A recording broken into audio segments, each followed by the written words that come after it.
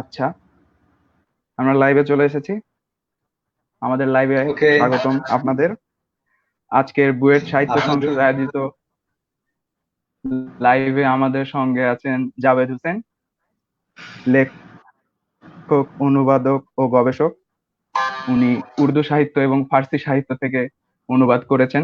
উর্দু সাহিত্য থেকে উনি অনুবাদ করেছেন মির্জা গালিবের গজল, জানে গালিব, মীর তাকি মীর, ফয়েজ আহমেদ ফয়েজ, আহমেদ ফারাজের কবিতা। এছাড়া ধ্রুপদী উর্দু কবিতা নামে একটি বইয়ে উনি মীর তাকি মীর, মির্জা গালিবের পাশাপাশি আল্লামা ইকবালও অনুবাদ করেছেন।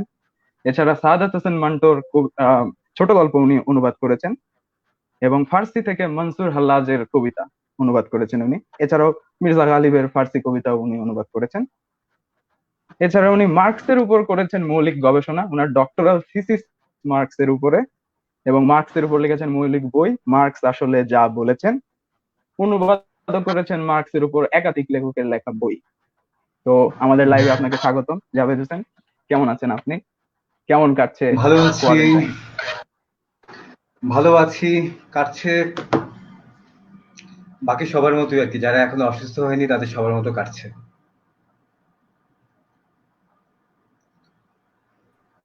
আচ্ছা, চমৎকার। তাহলে আপনার সম্পর্কে পড়তে গিয়ে প্রথম যেটা আমার মাথায় আসে সেটা হচ্ছে আপনার ডক্টরাল থিসিস মার্কস নিয়ে। মানে আপনি প্রাতিষ্ঠানিকভাবে উর্দু পাঠ করেননি, কিন্তু আপনি উর্দু থেকে অনুবাদ করছেন, উর্দু সাহিত্য পড়ছেন, উর্দু নিয়ে গবেষণা করছেন। তো আমাদের মতো এরকম যারা প্রাতিষ্ঠানিকভাবে উর্দু পড়েনি তাদের জন্য আপনি কি তাঁতি দলের লোক? আপনার উর্দু পড়া শুরুটা কিভাবে হলো, এবং তার থেকে আবার ফার্সিতে আপনি সেগুলো কিভাবে শিখলেন, কিভাবে পড়া শুরু হলো, এগুলো নিয়ে যদি আমাদের একটু বলতেন। আহ, মূল বিষয়টা হচ্ছে এরকম কি যে আমরা কি পড়বো এবং কি পড়বো না, এটা তো ছোটকাল থেকে আমাদেরকে শিখিয়ে দেওয়া হয়। ফলে একটা নির্দিষ্ট ছক বেঁধে দেওয়া পথের মধ্যে দিয়ে আমরা প্রথমত চলতে শুরু করি। এখন আমাদের বর্তমান ইতিহাস যেইভাবে আমাদের সামনে উপস্থিত, এটা আসলে অনেক চড়াই উত্তরাই পার হয়ে, অনেক বন্ধুরতার মাঝ দিয়ে পার হয়ে আমরা বর্তমান অবস্থার মধ্যে আমাদের বর্তমানে এসে দাঁড়িয়ে থাকি। এখন ঠিক যেরকম অবস্থায় আমাদের বর্তমান আছে, তার অতীতটাকে যদি একটু ভালো মতো আমরা না দেখি, তাহলে আমাদের নিজেদের বর্তমানটাকে আসলে বোঝা মুশকিল হয়ে পড়ে, কঠিন হয়ে পড়ে। এই কঠিন হয়ে পড়ার পথটাকে যদি একটু বুঝতে চাই, তাহলে নিজেদের ইতিহাসের দিকে একটু তাকানো দরকার। ইতিহাসের দিকে তাকালে দেখবো যে আমরা আসলে যা পড়ি, যা আমাদের পড়তে শেখানো হয় প্রতিষ্ঠান অথবা আমাদের বহাল সংস্কৃতি, বহাল চিন্তা করার পদ্ধতি, যেভাবে আমাদেরকে যা পড়তে শেখায়, যা ভাবতে শেখায়, যেমন করে ভাবতে শেখায়, তার নিজের একটা ইতিহাস আছে। এখন যে কোনো কিছু জানা শুরু তখনই হয় যখন আপনি যা কিছু আপনি প্রশ্নাতীত বলে মনে হয়, সেই জিনিসগুলোকে যখন আপনি একটু গভীরভাবে বুঝতে চাইবেন, তখনই আসলে আপনার প্রকৃত অর্থে জানার কারবার শুরু হয়। তো এই জায়গা থেকে যদি দেখেন, তাহলে আপনি যা পড়ছেন, যা আপনাকে পড়তে বলা হয়, যা পড়ার কথা চারদিকে প্রচারিত প্রসারিত থাকে, সবাই মোটামুটি ভাবে যেগুলোর কথা বলতে অভ্যস্ত, এর বাইরেও আসলে ইতিহাস রয়ে যায়। কারণ ইতিহাস বরাবরই আসলে নির্দিষ্ট কোনো একটা শ্রেণীর হাতে তৈরি হয়। তো সেই শ্রেণীর হাতে তৈরি হওয়া ইতিহাস আহ, এখন পর্যন্ত আসলে যদি বলি, তাহলে সর্ব মানুষের যে সংখ্যাগরিষ্ঠ যে শ্রেণী, সেই শ্রেণীর হাতে এখনো ইতিহাস লেখা হয়নি। সেই শ্রেণীর হাতে ইতিহাস এখনো নিজের মতো করে তৈরি হয়। তো এই বাস্তবতাগুলোকে যদি একটু আমরা প্রশ্ন করতে চাই, তাহলে দেখবো যে আমাদের বহাল বাস্তবতাগুলো আমাদের সামনে যেভাবে উপস্থিত, তার বহু বিকল্প বাস্তবতা উপস্থিত হওয়া সম্ভব। ভিন্ন ভিন্ন বাস্তবতাও থাকা সম্ভব। বা আমাদের যে বর্তমানে আমরা বাস করছি, এর মাঝে বহু কিছুই আমাদের আসলে অস্বস্তিকর মনে হয়। বহু কিছুই মনে হতে পারে যে এটা আসলে ঠিক সব মানুষের জন্য হয়ে ওঠেনি এখন। এই প্রশ্নগুলো যখন আপনি করবেন, তখন আপনার বিদ্যমান চারপাশের অনেক কিছুকেই আপনি নতুন ভাবে জানার প্রয়োজন অনুভব করবেন। অর্থাৎ যেমন ভাবে আপনাকে জানানো হয় সবকিছু, এর বাইরে নিজের মতো করে অনুসন্ধানের একটা পদ্ধতি, অনুসন্ধানের একটা প্রয়াস, অনুসন্ধানের একটা ইচ্ছে আপনার মনে জাগতে পারে, জাগা সম্ভব। তো তো যে কোনো ভাবেই হোক, আমি নিজে যেহেতু একটা ভিন্ন রকম রাজনৈতিক প্রেক্ষাপটের মধ্যে দিয়ে বেড়ে উঠেছি, যাকে মোটা দাগে বলা হয় বামপন্থী রাজনীতির বলয়, যদিও সেভাবে সংকীর্ণ করে বলা আমার কখনোই পছন্দ নয়। প্রকৃত অর্থে সমাজ পরিবর্তনের যে রাজনীতি, সে রাজনীতির মধ্যে দিয়ে বড় হয়ে ওঠার কারণে এই বিকল্প ইতিহাসগুলোর প্রতি আমার একটা বরাবরই প্রচন্ড আগ্রহ বরাবরই ছিল, এবং সেটা আরো বেড়েছে যখন এই রাজনীতির মধ্যে দিয়ে, এই রাজনীতির দীক্ষার মধ্যে দিয়ে যখন আমি বড় হয়ে উঠেছি, বয়স বেড়ে উঠেছে ক্রমাগত, এবং এই চিন্তার মধ্যে দিয়ে যখন আমি সমাজকে, মানুষকে দেখা শুরু করেছি, আমার বিদ্যমান বাস্তবতাকে, সমাজকে দেখা শুরু করেছি, তখন এই বিকল্পগুলোর প্রতি আগ্রহ বাড়লো। এই বিকল্পগুলোর প্রতি আগ্রহ বাড়তে গিয়ে লক্ষ্য করলাম যে আসলে ভারতবর্ষের ইতিহাসের মধ্যে ভাষা নিয়ে রাজনীতির একটা অনেক বড় অংশ রয়ে গেছে। হিন্দি, হিন্দি বনাম উর্দু, এই দুই ভাষার মাঝখানের রাষ্ট্রীয় পর্যায়ে সংঘাত, জাতীয়তাবাদী যে ব্যাখ্যা, যে বিশ্লেষণ, এগুলোর মধ্যে দিয়ে এই ভাষার রাজনীতিটাকে আমরা খুব প্রবলভাবে দেখতে পেয়েছি। আমরা দেখতে পেয়েছি 1952 সালেও কেমন করে আসলে আমাদের বাঙালি জাতিসত্তার রাজনীতি, বাঙালি আত্মপরিচয়ের রাজনীতিও ভাষার মধ্য দিয়ে গড়ে উঠেছে, এবং তার মধ্যে দিয়ে এটাও দেখতে পেয়েছি আসলে এই রাজনীতিগুলো কোনো মতে আসলে শ্রেণী রাজনীতি বা শ্রেণীর যে নিজস্ব পরিচয়, শ্রেণীর যে সমাজের মধ্যে বহাল অবস্থা, এর বাইরে এই রাজনীতিগুলোর আসলে কোনো অবস্থান নেই। এই ভাবনাগুলো ভাবতে গিয়ে, ভাবনাগুলোর অনুসন্ধান করতে গিয়ে ভারতীয় উপমহাদেশের এই বিভিন্ন জাতীয় আত্মপরিচয়ের যে রাজনীতি, যে ইতিহাস, এগুলোর মাঝখানে যেতে গিয়ে তখন এই ভাষাটার প্রতি আমার আগ্রহ বাড়লো। লক্ষ্য করে দেখলাম যে ভারতবর্ষের যে বিভাজন, ভারত ভাগ, যেটাকে আমরা বলি 1947 সনের যে ভারত ভাগ, ভারতবর্ষের যে বিভাজন, এই বিভাজনগুলোর বাস্তবতা, তার পরবর্তীকালে আমাদের নিজেদেরও স্বাধীন রাষ্ট্র হয়ে গড়ে ওঠার যে বাস্তবতার ইতিহাস, এই সবগুলোকে বোঝার জন্য এই ভাষার রাজনীতিগুলো, এই ভাষার সংস্কৃতিগুলো, এই ভাষার কাব্য এবং সংস্কৃতিগুলোকে বোঝা খুবই গুরুত্বপূর্ণ একটা ব্যাপার। এই অধ্যয়ন এবং এই অনুসন্ধানের মাঝখান দিয়েই আসলে আমার মূলত এই উর্দু ভাষা বা ফার্সি ভাষার যে রাজনীতি, ভাষাগুলোকে ঘিরে যে রাজনীতি, তার যে সাহিত্য, এইগুলোর সঙ্গে আমার একটা সম্পৃক্ততা গড়ে ওঠে। এবং সবচেয়ে গুরুত্বপূর্ণ বিষয় যেটা, যে আমরা মূলত ভারতবর্ষীয় ভাষা শিক্ষার ব্যাপারে সাধারণত বিশেষ কোনো ধরনের আগ্রহ অনুভব করি না, সেটাও একটা গুরুত্বপূর্ণ বিষয়। এটার পেছনেও একটা অর্থনৈতিক প্রেক্ষাপট কাজ করে থাকে, কারণ এগুলো আসলে আমাদের মানে রুজি রুজির ক্ষেত্রে কোনো রকম কাজে লাগে না। এটাও আসলে ঔপনিবেশিক যে আমাদের ইতিহাস ছিল, সেই ইতিহাসের পরবর্তীকালে আমরা যেভাবে এক একটা রাষ্ট্রীয় পরিমণ্ডলে ভাগ হয়েছি, আমাদের যে অর্থনৈতিক ইতিহাস গড়ে উঠেছে, সেটা আসলে পুরোপুরি ভাবে নিজেদের মতো করে বিকশিত হয়ে ওঠে ইতিহাস নয়। ফলে আমরা উপমহাদেশের ভাষাগুলোর ব্যাপারে বরাবরই অনীহা পোষণ করে থাকি, কিন্তু যে কোনো ইউরোপীয় ভাষায়, বিশেষ করে ইংরেজি ভাষা, ফরাসি অথবা স্পেনীয় ভাষা, এরকম ভাষাগুলোর ব্যাপারে আমাদের যতটা আগ্রহ এবং এগুলোর ব্যাপারে আমরা যতটা মানে ভালো লাগা অনুভব করি, কাউকে বলতেও ভালো লাগে যে ভাষাগুলো আমি শিক্ষা করছি বা এই ভাষাগুলোতে আমার এক ধরনের দখল আছে, উপমহাদেশীয় ভাষাগুলোর ব্যাপারে আমাদের সেরকম আগ্রহ থাকার কোনো বাস্তব কারণও নেই, আমরা সেটা অনুভবও করি না সাধারণভাবে। তো এই সমস্ত বিষয়গুলো কিন্তু এই উপমহাদেশের এই পুরো সামগ্রিক যে আমাদের নিজেদের মাঝখানে যোগাযোগ, এই ভাষাগুলোর মধ্যে যে ভাষার যে ইতিহাস, ভাষা তাত্ত্বিকভাবে যে তারা একই পরিবারের অংশ, এই ভাষাগুলো। ফলে আপনি যদি বাংলা জানেন, আমরা যতটুকু হিন্দি জানি টিভি সিরিয়াল দেখে, অথবা এই হিন্দি সিনেমার নামে বম্বেতে যে সিনেমাগুলো হয়, যেগুলো মোটেই হিন্দি সিনেমা নয়, এটা পরবর্তীতে হয়তো বলবো আরো, এইগুলো সম্পর্কে আমরা যতটুকু জানি, সেগুলো জানার কারণেই এবং এই সমস্ত ভাষাগুলো আসলে ভাষাতাত্ত্বিক ভাবে একই পরিবারের অংশ হওয়ার কারণে দক্ষিণ ভারতের ভাষাগুলো ছাড়া আপনি খুব সহজেই ভাষাগুলো শিক্ষা করতে পারেন। এর অনেকগুলো পর্যায়ে, অনেকগুলো ভাষার শব্দ, প্রকাশের ভঙ্গি, প্রকাশের ধরন, এগুলো আমরা নিজেরা প্রতি মুহূর্তে ব্যবহার করে থাকি। ফলে খুব সহজেই এগুলো আমরা শিক্ষা লাভ করতে পারি, শিখে ফেলতে পারি, এবং এগুলো শেখার সঙ্গে আমাদের নিজেদের এই উপমহাদেশীয় আমাদের যে আত্মপরিচয়ের যে ইতিহাস, তার একটা গভীরতর সম্পর্ক রয়েছে। এবং এই সম্পর্কটা এই জন্য গুরুত্বপূর্ণ যে আসলে এই সম্পর্কগুলোকে আমরা ঔপনিবেশিক আমলে ইংরেজ বা ইউরোপীয় দৃষ্টিভঙ্গি থেকে যেমন করে দেখে বিশ্লেষণ করে অনুসন্ধান করতে অভ্যস্ত, এগুলো আসলে ইতিহাসটা পুরোপুরিভাবে তেমন নয়। এর বাইরেও একটা ভিন্ন ইতিহাসের পর্যায়ে রয়ে গেছে, যেগুলো অনুসন্ধানের দায়িত্ব উপমহাদেশের মানুষ হিসেবে আমাদের নিজেদের নিজেদের মত করে সে অনুসন্ধানের পর্যায়ে সে অনুসন্ধান করা উচিত। এই সমস্ত বাস্তবতার জায়গা থেকেই আমার এই উর্দু বা ফার্সি ভাষার সম্পর্কে আগ্রহটা জেগে ওঠে। আর এই ভাষায় তো প্রচুর পরিমাণে বড় বড় কবিরা রয়েছেন, এবং উপমহাদেশের যে কয়েকজন কবি বিশ্বব্যাপী আসলে তাদের নিজেদের অবস্থান সুস্পষ্ট রূপে নিশ্চিত করতে পেরেছেন, তাদের মধ্যে আমাদের রবীন্দ্রনাথ ঠাকুর রয়েছেন, উর্দুতে মির্জা গালিব রয়েছেন, ইকবাল রয়েছেন।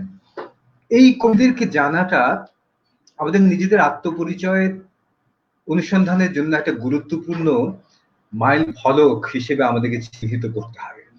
এই সমস্ত বিষয়গুলো সেই সঙ্গে সাহিত্যের দিকেও যদি যান, মুন্সি প্রেমচন্দ, কিষানচন্দ্র বা সাদাত হাসান মান্টো অথবা ইসমত চুগতাই, ইন্তজার হুসাইন, এই যে লেখকরা আছেন তাদেরকে জানা, যেটা আমাদের উপমহাদেশের রাজনীতির, উপমহাদেশের ইতিহাসকে জানার জন্য অত্যন্ত গুরুত্বপূর্ণ একটা স্তর। কারণ এই ভাষাটা, উর্দু ভাষাটা পুরো ভারতবর্ষ জুড়ে, অর্থাৎ সে লাহোর থেকে শুরু করে বাংলা পর্যন্ত, সেই বাদশাহ আকবর আমল থেকে একটা লিঙ্গুয়া ফ্রাঙ্কা, অর্থাৎ অসংখ্য ভাষা, অসংখ্য সংস্কৃতির জনগোষ্ঠীর মাঝখানে একটা পারস্পরিক ভাব বিনিময়ের একটা ভাষা হিসেবে এটা কাজ করেছে। উপমহাদেশের নিজের মাঝখান থেকে গড়ে ওঠা একটা ভাষা হিসেবে এই ভাষাটা কাজ করেছে। ফলে এটার ইতিহাসটা আমাকে আগ্রহী করেছে এই ভাষা এবং এই সংস্কৃতিগুলো সম্পর্কে জানার ব্যাপারে। আমার কাছে মনে হয়েছে এটা অত্যন্ত গুরুত্বপূর্ণ আমাদের নিজেদের পরিচয় জানার জন্য। এবং 1947 পরবর্তী, 47-এর আগের যে ভারতবর্ষের ইতিহাস, যে ইতিহাসের উত্তরাধিকার আমরা প্রত্যেকে, আমাদের নিজেদের সেই ইতিহাসটা যদি আমরা নিজেদের মতো করে জানতে চাই, তাহলে এই বিষয়গুলো জানাটা অত্যন্ত গুরুত্বপূর্ণ একটা পর্যায় হিসেবে আমি মনে করি। এবং এই প্রয়োজনীয়তা অনুভব করার জায়গা থেকেই, এই প্রয়োজনীয়তাকে মেনে নেওয়ার স্বীকৃতির জায়গা থেকে আমার এই ভাষাগুলোর সাহিত্য সম্পর্কে, ভাষাগুলো সম্পর্কে, এই ইতিহাস সম্পর্কে আমার জানার আগ্রহ গড়ে ওঠে। আচ্ছা, অত্যন্ত ধন্যবাদ আপনার এই বিস্তৃত উত্তরের জন্য। আমি আসলে এই ব্যাক স্টোরিটা জানতে চাচ্ছিলাম। আচ্ছা, আমার পরবর্তী জিজ্ঞাসা হচ্ছে উর্দু ভাষার জন্ম রহস্য নিয়ে, এবং উর্দু ভাষা নিয়ে যে রাজনীতি হয়েছে, হিন্দি উর্দু বিভাজন, এই দুইটা যে আলাদা ভাষা না, কিন্তু আলাদা ভাষা সৃষ্টি করে যে বিভাজনের হাতিয়ার হিসেবে ব্যবহৃত হয়েছে পরবর্তী সময়ে, সেটা নিয়ে কিছু জানতে চাই, ঐতিহাসিক প্রেক্ষাপট সেটার। আর জাভেদ আখতার, বলিউডের লেখক আর কি, লিরিসিস্ট প্লাস উনি ইয়েটি লিখেন। ও উনার একটা টকে আমি শুনেছিলাম যে পৃথিবীর অধিকাংশ ভাষা যখন প্রথমে তার সাহিত্য লেখা হয়, তখন তার সাহিত্য হয় ধর্মকেন্দ্রিক, কিন্তু উর্দুর ক্ষেত্রে বিষয়টা উনি বলছিলেন একদমই ডিফারেন্ট ছিল। Urdu from the first day উনি বলছেন এটা একটা সেকুলার ভাষা ছিল, এর সাহিত্য সেকুলার ছিল। আপনি এই কথাটার সাথে কতটা একমত? এই দুইটা বিষয় আমি একটু জানতে চাচ্ছি। উর্দু ভাষা সম্পর্কে একটা প্রচলিত কথা আছে, যেটা মোগলদের ফৌজের মধ্যে, অর্থাৎ তাদের সেনা ব্যারাকের মধ্যে ভাষাটা গড়ে উঠেছে। এর প্রমাণ হিসেবে বলা হয়ে থাকে যে উর্দু শব্দটা তুর্কি শব্দ, যার অর্থ হচ্ছে সেনা ছাউনি। তো এইটা একটা অত্যন্ত মোটা দাগের সরলীকরণ। এভাবে আসলে কোনো ভাষা গড়ে উঠতে পারে না।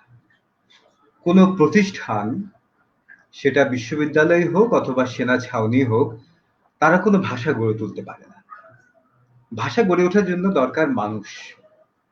ভাষা গড়ে ওঠার জন্য দরকার, বিশেষ করে যদি বলি আরো স্পষ্ট করে, সাধারণ মানুষ, আট পৌরে মানুষ, খেটে খাওয়া সমাজের বৃহত্তর অংশের মানুষ। উর্দু ভাষার প্রথম নজির পাওয়া যায় মোটামুটি ভাবে নবম দশম শতাব্দী থেকে ভারতবর্ষে। তখনকার ব্যাপারটা গড়ে উঠছিল এরকম যে তখন ভারতবর্ষ ইতিহাস পাল্টে যাচ্ছে মানে মধ্য এশিয়া এবং ওই তৎসংলগ্ন এলাকাতে বা ইরাকে এই সমস্ত অঞ্চলগুলোতে তৎকালীন সময়ে যে সাম্রাজ্যগুলো ছিল, সেই সাম্রাজ্যগুলো মঙ্গোলদের আক্রমণে নিজেদের ভেতরকার দুর্বলতা, প্রশাসনিক অবকাঠামোর ক্ষয়, এই সমস্ত কারণে সাম্রাজ্যগুলো ধসে পড়ছিল এবং খুব দ্রুত ধসে পড়ছিল। তৎকালীন সময়ের ওই সময়কার যে সভ্যতা গড়ে উঠেছিল, তাদের যে জ্ঞান বিজ্ঞান, সাধারণ মানুষের যে সমাজ কাঠামোর মধ্যে অবস্থান, এই সবকিছু খুব দ্রুত ধসে পড়ছিল। এই ধসে পড়ার পর্যায়ে তখন ব্যাপক পরিমাণে তারা ভারতবর্ষ অভিমুখী হতে শুরু করে এবং এখানে সমাজ কাঠামো, রাষ্ট্র কাঠামো এবং ক্ষমতার কাঠামো পাল্টে যেতে থাকে। পাল্টে যাওয়ার মধ্যে দিয়েই তৎকালীন সময়ে এই যে বিভিন্ন অঞ্চলগুলো থেকে বহু জায়গা থেকে লক্ষ লক্ষ মানুষের আগমন ঘটে উত্তর ভারত জুড়ে, যারা প্রথমত ছড়িয়ে পড়া শুরু করে এবং তারা রাষ্ট্র ক্ষমতাতে বিরাজমান হয়, রাষ্ট্র ক্ষমতায় তারা অধিষ্ঠিত হয় এবং নতুন করে তারা নিজেদের সঙ্গে নিয়ে আসা তাদের ভাষা, তাদের সংস্কৃতি, তাদের চিন্তা, তাদের দর্শন এবং এখানকার মানুষের নিজেদের ভাষার সঙ্গে সংমিশ্রণ গড়ে ওঠা শুরু করে। এবং এইখানের মানুষের যে ভাষাগুলো ছিল, বিশেষ করে উত্তর ভারতের দিল্লি অথবা পানিপত, সোনপত, এই সমস্ত জায়গাগুলোর আশপাশ জুড়ে যে প্রচলিত ভাষা ছিল, যেটাকে খড়ি বলি বলা হয়, সেই খড়ি বলির সঙ্গে নতুন দর্শন, নতুন চিন্তা এবং নতুন আরো বহু রকমের ভাষার সংমিশ্রণে গড়ে ওঠে একটা নতুন ভাষা। সে ভাষাটাকে বলা হতো তখন সময় হিন্দবি বা হিন্দি, অর্থাৎ হিন্দুস্তানের ভাষা। আপনারা জানেন যে হিন্দু শব্দটা এসছে সিন্ধু নামটা থেকে, সিন্ধু নামটা থেকে হিন্দু শব্দটা এসছে এবং সিন্ধু পাড়ের ভাষা, সিন্ধু নদের তীরবর্তী অঞ্চলের জনগোষ্ঠীর মুখের ভাষা হিসেবে এই ভাষার নাম ছিল হিন্দি বা হিন্দবি, যেটা পরবর্তীকালে বহু পরে উর্দু হিসেবে স্বীকৃত হয় এবং সেটা ইংরেজদের আসার আগে এই নামে এই ভাষাকে ডাকা হতো না। এবং আপনারা দেখবেন যে সেই ভাষা গড়ে উঠেছে এই সাধারণ মানুষের মুখের যে ভাষা, যেটাকে খড়ি বলি বলছি, প্রাকৃতের একটা নির্দিষ্ট ধরন, এই প্রাকৃতের নির্দিষ্ট ধরনটার সঙ্গে আরো বহু রকমের বহু ভাষা বহু ভাবনার সংমিশ্রণে গড়ে ওঠে এই ভাষাটা। ফলে এই ভাষাটা একটা আদি রূপ ছিল এই হিন্দি বা হিন্দি ভাষার যে সাহিত্যের ধরনটা ছিল সেটাকে বলা হতো রেখতা। রেখতা মানে হচ্ছে মিশ্রণ। আরো ভালোভাবে বলতে গেলে ফার্সি যেটা বলা হয় যে খাবার পরে যে বিভিন্ন রকমের মিষ্টি ফল মধু মিশিয়ে যে ডেজার্ট যাকে বলা হয়, ডেজার্ট যেটা তৈরি হতো সেটার নামেই নাম মিশ্রিত ভাষা হিসেবে এটা নাম করা হয় রেখতা। বিভিন্ন অনেক কিছু সংমিশ্রণে তৈরি হবে একটা মিষ্টান্ন, এইটার নামে ভাষাটার নাম হয় রেখতা। ফলে দেখা যাচ্ছে যে আসলে মোগলদের এখানে আসা বহু আগেই ভারতবর্ষে এই ভাষার জন্ম হয় এবং তার নাম উর্দু ছিল না, ছিল হিন্দি বা হিন্দবি। যখন পরবর্তীকালে দিল্লি থেকে তুগলক দক্ষিণাত্যে তার রাজধানী নিয়ে চলে যান, তখন এই ভাষাটাও লক্ষ লক্ষ মানুষের সঙ্গে করে দক্ষিণাত্যে ভাষাটা চলে যায়। তখন এই ভাষাটার নাম হয় দক্ষিণী। দক্ষিণী মানে দক্ষিণাত্যের ভাষা হিসেবে দক্ষিণী। পরবর্তীকালে গুজরাটের আশেপাশে এই ভাষা যখন ছড়িয়ে পড়ে, তখন ওই অঞ্চলে তার ভাষার নাম হয়েছে গুজরি। ফলে দেখছেন যে এই ভাষার অনেকগুলো নাম, হিন্দি, হিন্দবি, রেখতি, দেহলভি, গুজরি, দক্ষিণী, বহু ভাষা হচ্ছে এই নামে। উর্দু নামটা তাহলে কোত্থেকে এলো? উর্দু নামটা নাম শুধুমাত্র আসলে বলা হয় যে উর্দু মানে সেনা ছাউনি, ব্যাপারটা সরলীকরণ। মধ্য এশিয়া থেকে যে যারা ভারতবর্ষে আগমন ঘটে যাদের, তাদের রাজধানী এবং প্রশাসন সম্পর্কিত ধারণা ভারতবর্ষের মতো ছিল না। তারা একটা নির্দিষ্ট জায়গায় ইট কাঠ পাথর দিয়ে স্থায়ী রাজধানী তৈরি করতেন না। মধ্য এশিয়ার এই জনগোষ্ঠীর রাজধানী সম্পর্কিত ধারণা ছিল যে তারা অস্থায়ী রাজধানী তৈরি, লক্ষ লক্ষ জনগোষ্ঠীকে নিয়ে তারা বিশাল বিশাল মানে অবকাঠামো তৈরি করতেন, কিন্তু সেই অবকাঠামোগুলো ইট কাঠের ছিল না, সেগুলো কাঠের সঙ্গে ভেড়ার চামড়া অথবা মোটা পশম দিয়ে তৈরি করা ঘেরাও, এই সবগুলো মিলিয়ে একটা বিশাল এলাহি কাণ্ড হতো। এবং সেগুলোকে নিয়েই লক্ষ লক্ষ মানুষের সম্মেলনে লক্ষ লক্ষ মানুষের জনগোষ্ঠীকে নিয়ে এক একটা রাজধানী গড়ে উঠতো, যাতে যে কোনো মুহূর্তে অন্য আরেকটা জনগোষ্ঠী যদি আক্রমণ করে তাহলে যাতে খুব দ্রুত রাজধানীকে সরিয়ে ফেলা যায়। ওইটাকেই বলা হতো উর্দু। এটা সেনা ছাউনি নয়, এটা হচ্ছে মধ্য এশিয়ার সেই নিজের নিজের মতো করে তৈরি করা অস্থায়ী রাজধানী। তো এই ভাষাটা যখন রাজ দরবারের মধ্যেও কবিতা লেখার ভাষা হিসেবে স্বীকৃতি পাওয়া শুরু করে, সেটা তৈরি শুরু হয় মোগল সম্রাট শাহজাহানের আমলে। মোগল সম্রাট শাহজাহান যখন নতুন করে দিল্লিতে তার রাজধানী তৈরি করা শুরু করেন, এর আগেও দিল্লিতে অনেকগুলো শাসন মানে অধ্যায়ের সভ্যতার রাজধানী ছিল, সব মিলিয়ে দিল্লিতে এখন পর্যন্ত বর্তমানে নয়াদিল্লি সহ সাতটা শাসন ক্ষমতার ইতিহাসে 7টা পর্যায়ে 7 প্রজন্মের রাজধানী ছিল। মোগলরা কিন্তু শাহজাহানের আগে কখনোই দিল্লিতে তাদের রাজধানীকে নিয়ে আসেনি। আগ্রায় ছিল, লাহোরে ছিল, বিভিন্ন জায়গায় তারা তাদের রাজধানী স্থাপন করেছেন, কিন্তু শাহজাহানের আগে তারা কেউ কখনো দিল্লিতে তাদের রাজধানী নিয়ে আসেনি। এটা প্রথম নিয়ে আসেন সম্রাট শাহজাহান, তখন এর নাম হয় শাহজাহানাবাদ, এবং সেটা ছিল একটা দেয়াল ঘেরা শহর, এই রাজধানীটা। এই শহরের এই দিল্লির যে রাজ দরবার তাকে বলা হতো উর্দু এ মুয়াল্লা।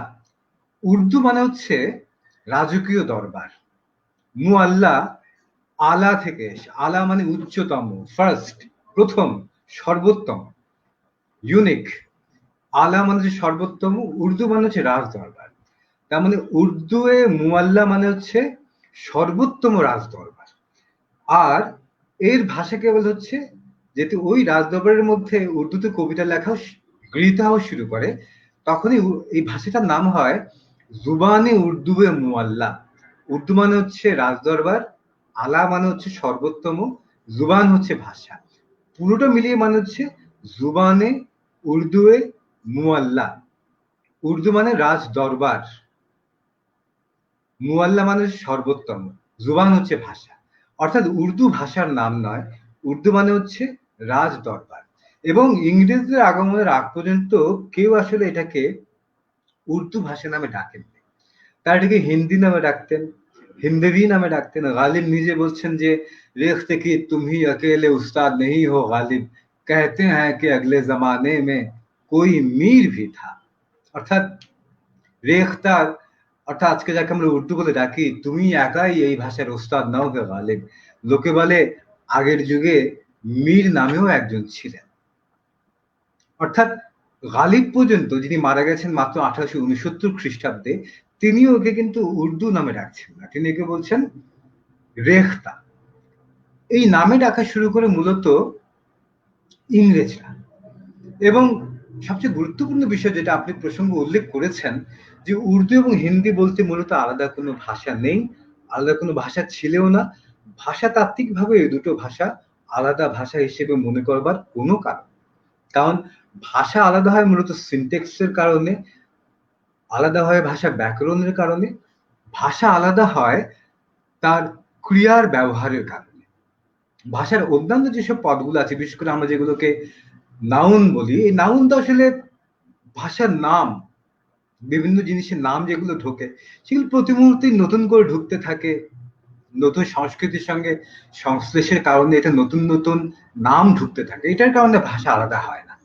এই জায়গা থেকে যদি দেখি তাহলে যাকে আজকে আমরা উর্দু এবং হিন্দি বলে আলাদা করা হচ্ছে, এই দুটোর ব্যাকরণ, এই দুটো সিনটেক্স, এই দুটোর ভার্বের যে ফর্ম, ব্যাকরণ মানে যাকে বলা হয় ক্রিয়ার যে ব্যবহার, তার মধ্যে বিন্দুমাত্র কোনো তফাৎ নেই। এবং ইংরেজরা এখানে আসার আগ পর্যন্ত, বিশেষ করে যদি বলি 1801 সনে ফোর্ট উইলিয়াম কলেজের প্রতিষ্ঠার মধ্যে দিয়ে ইংরেজরা যখন এই উপমহাদেশে যাকে তারা বলতো ভার্নাকুলার ল্যাঙ্গুয়েজেস, এই উপমহাদেশের ভাষাগুলোকে যখন তারা ইংরেজির আদলে এই ভাষাগুলোকে নিজেদের প্রয়োজনে গড়ে তোলা শুরু করলো, তার রূপ বদলে দিতে শুরু করলো, তখন আসলে তারা হিন্দি এবং উর্দু নামে দুটো আলাদা ভাষা তৈরি করলো কৃত্রিম ভাবে।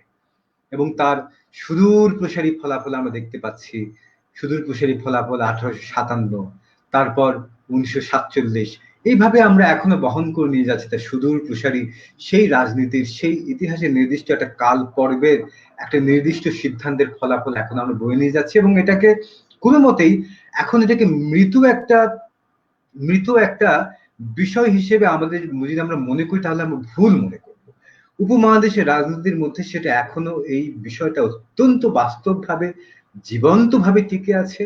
ভারতের, পাকিস্তানের, বাংলাদেশের, নেপালের যে রাজনীতি আমরা দেখি, বার্মার যে রাজনীতি আমরা দেখি, এই রাজনীতিগুলোর মধ্যে খুব সূক্ষ্মভাবে, সুগভীরভাবে, একেবারে অন্তঃসলীলা হিসেবে এটা বয়ে যাচ্ছে। এই রাজনীতিটাকে যদি এখন আমরা বর্তমানের সাপেক্ষেও, ইতিহাসের সাপেক্ষেও যদি আমরা মানে এটাকে যদি আমরা বুঝতে না শিখি, তাহলে আমাদের বর্তমানের ইতিহাসটাকেও বুঝতে একটা বড় ফাঁক রয়ে যাবে। আর আপনি যে কথাটা বলছেন যে জাভেদ আখতারের কথাটা হ্যাঁ, উর্দু ভাষার যে সাহিত্যিকরা আছেন তারা বরাবর খুব গর্বের সঙ্গে বলেন যে উর্দু সাহিত্যের মধ্যে একটা একটা মাত্র লাইন পাওয়া যাবে না যে লাইনটা সাম্প্রদায়িকতার দোষে দুষ্ট। আপনারা জেনে অবাক হবেন যে প্রায় 1870-এর মধ্যেই বেদ এবং উপনিষদের উর্দু ভাষায় অনুবাদ সম্পন্ন হয়ে যায়। উর্দুতে প্রায় গীতারই কেবলমাত্র 150টার উপরে আলাদা আলাদা বিভিন্ন রকমের অনুবাদ আছে। 150-র উপরে গদ্য অনুবাদ, পদ্য অনুবাদ মিলিয়ে 150-র উপরে শুধু গীতারই অনুবাদ রয়ে গেছে। এবং এই ভাষাটা যেহেতু উপমহাদেশের নির্দিষ্ট কোনো জাতির ভাষা নয়, আমি যেটা বলছিলাম সব জায়গাতে মোটামুটি বলি যে প্রত্যেকটা ভাষার সঙ্গে একটা জাতির নাম জড়িয়ে থাকে। বাংলার সঙ্গে বাঙালি জাতি, পাঞ্জাবের সঙ্গে পাঞ্জাবি জাতি, ফরাসি ভাষার সঙ্গে ফরাসি জাতি, এরকম প্রত্যেকটা ভাষার সঙ্গে একটা নির্দিষ্ট জাতির নাম জড়িয়ে থাকে। আপনি লক্ষ্য করে দেখবেন যে উর্দু ভাষার সঙ্গে নির্দিষ্ট কোনো জাতির নাম জড়িত নয়। এটা আসলে অনেক জাতি, অনেক ধর্ম, অনেক সংস্কৃতির নিজেদের মাঝখানের যোগাযোগ গড়ে ওঠার প্রয়োজনে একটা ভাষা হিসেবে গড়ে ওঠা, এই ভাষাটার ইতিহাস সেই কথাই বলছে। ফলে এটার মধ্যে এই নির্দিষ্ট একটা ধর্মকে এর সঙ্গে সম্পৃক্ত করে ফেলার কোনো কারণ নেই। আপনি যদি বলেন যে হ্যাঁ তাহলে এটার মধ্যে ব্যাপক পরিমাণে মুসলিমদের কেন সম্পৃক্ততা দেখা যায়, এটা কারণটা হচ্ছে এই ভাষাটা যখন গড়ে উঠতে থাকে তখন ভারতীয় উপমহাদেশে যারা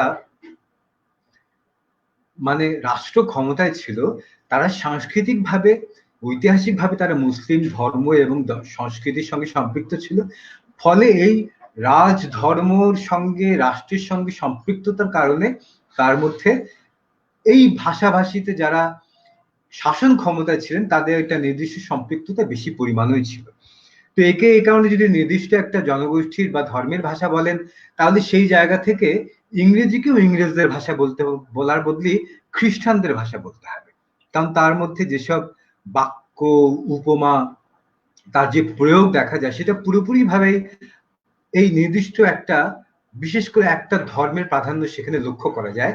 এবং তার অতীত উপমা যদি দেখেন, সেই অতীত উপমা দেখতে পাবেন যে গ্রিক অথবা রোমান সেগুলো উঠে এসছে এবং তার উঠে আসা যে প্রকাশের ভঙ্গি, তার প্রতীক, উপমা, সেগুলো সবগুলি কিন্তু খ্রিস্টানকৃত করা হয়েছে। কিন্তু তাই বলে আমরা ইংরেজিকে কিন্তু কোনো মতেই আমরা খ্রিস্টান ধর্মের ভাষা বলি না। সেভাবে আমরা উর্দুকেও নির্দিষ্ট কোনো ধর্মের ভাষা হিসেবে চিহ্নিত করার কোনো কারণ নেই। তো সে অতীত থেকেই জাভেদ আখতারের কথাটা আসলে অতিশয় সত্য যে উর্দু ভাষার মধ্যে প্রকৃত অর্থেই এটার মধ্যে আপনি সাম্প্রদায়িকতার কোনো চিহ্ন বা গন্ধ খুঁজে পাবেন না, এক। আর দুই হচ্ছে যে প্রথম থেকেই এই ভাষাটা একটা আরেকটা অন্যতম গুরুত্বপূর্ণ বৈশিষ্ট্য হচ্ছে যেটা প্রথম থেকেই এটার ভাষাটা, সাহিত্যটা শুরু হয় গদ্য দিয়ে। এটা একটা অন্যতম বৈশিষ্ট্য ওই ভাষাটা। সুফিরা যখন প্রথম পুরো ভারতবর্ষে ছড়িয়ে যাওয়া শুরু করে, এবং তারা কেউই কিন্তু কখনো রাষ্ট্র ধর্মের সঙ্গে মানে নিজেদের ঘনিষ্ঠতা তারা রাখতেন না, বহু পরবর্তী পর্যায়ে ছাড়া, নির্দিষ্ট কিছু উদাহরণ ছাড়া এই সুফিদের রাষ্ট্র ধর্মের সঙ্গে বরাবর একটা বৈরিতা ছিল, এবং তারা একেবারে সাধারণ মানুষের সঙ্গে প্রত্যন্ত গ্রামগুলোর মধ্যে গিয়ে তারা পৌঁছে যেতেন, এবং তাদের ভাষায় তাদের মতো করে তারা কথা বলার চেষ্টা করতেন। কারণ কিন্তু তাদের নিজেদের কিছু দর্শন ছিল, নিজেদের কিছু ভাবনা ছিল, সে ভাবনাগুলো যে ভাষায়, যে উপমাতে প্রকাশিত হতো, সেগুলোর সঙ্গে তারা স্থানীয় জনগোষ্ঠীর ভাষা মিলিয়ে তাদেরকে তারা গল্প ছলে বর্তমান ওই জনগোষ্ঠীর নিজস্ব ভাবনা, চিন্তা, দর্শনের সঙ্গে মিলিয়ে তারা যে উপদেশগুলো দিতেন, সেই উপদেশগুলো পরবর্তীকালে লিপিবদ্ধ করা শুরু হয়, যেগুলো উর্দুর আদি দৃষ্টান্ত নবম দশম শতাব্দী থেকে যেগুলোকে পাওয়া যায়, সেগুলো সবই হচ্ছে ওই জনগোষ্ঠীর ভাষা, ওই জনগোষ্ঠীর গল্প, ওই জনগোষ্ঠীর জীবন আচরণের সঙ্গে সম্পর্কিত গল্পচ্ছলে বলা জীবন নিয়ে তাদের উপদেশ। ফলে উর্দুর এই বৈশিষ্ট্যটা খুব গুরুত্বপূর্ণ, যে এক হচ্ছে এটা প্রথম থেকে গদ্যকে ঘিরে তার সাহিত্য শুরু হয়েছে, এবং দ্বিতীয়টা হচ্ছে যে এটা প্রথম থেকেই একেবারে সাধারণ মানুষের জীবনের সঙ্গে সম্পৃক্ত হয়ে তার লিপিবদ্ধকৃত সাহিত্যের পথ চলা শুরু হয়। এবং ভারতবর্ষ জুড়ে যে ভক্তি আন্দোলন গড়ে উঠেছিল, এখানে আমাদের শ্রী চৈতন্যদেব, নামদেব, পুরো ভারতবর্ষ জুড়ে, তার পরবর্তীকালে আমরা মীরাবাইকে পাচ্ছি, এদিকে বুল্লা শাহকে পাচ্ছি, ওদিকে আমরা পাচ্ছি যে তারও আগে আমরা নিজামুদ্দিন আউলিয়াকে পাচ্ছি। এই যে ভারতবর্ষ জুড়ে এই যে ভক্তি আন্দোলন গড়ে উঠেছিল তৎকালীন সময়ে শ্রেণী এবং বর্ণ বিভাজনের বিরুদ্ধে বিদ্রোহ হিসেবে, তার সঙ্গে উর্দু ভাষার জন্মের, উর্দু ভাষার বেড়ে ওঠার ইতিহাস ওতপ্রোতভাবে সম্পৃক্ত। সব মিলিয়ে বিষয়টা মোটামুটি ভাবে এইটুকু যদি আভাস আমরা মনে রাখি, তাহলে হয়তো অনেকটুকু বিষয় আমাদের বুঝতে সুবিধা হবে। এই বিষয় নিয়ে বলতে গেলে আজকের আলোচনা আসলে পুরোটাই চলে যাবে, ফলে আমি এই আভাসটুকু শুধুমাত্র দিয়ে রাখাই আপাতত যথেষ্ট বলে মনে করি। অত্যন্ত ধন্যবাদ আপনার ডিটেলস আনসারের জন্য। আসলে এই বিষয়ে কথা বলতে গেলে আজকে হয়তো রাত পার হয়ে যাবে। তো আমার নেক্সট যেটা প্রশ্ন, সেটা হচ্ছে আপনি বলছিলেন উর্দু সাহিত্যের প্রাচীনতম নিদর্শন, তো তার মধ্যে একটা আদি নিদর্শন হচ্ছে আমির খুসরোর লেখা। তো উনি ত্রয়োদশ শতকের মানুষ।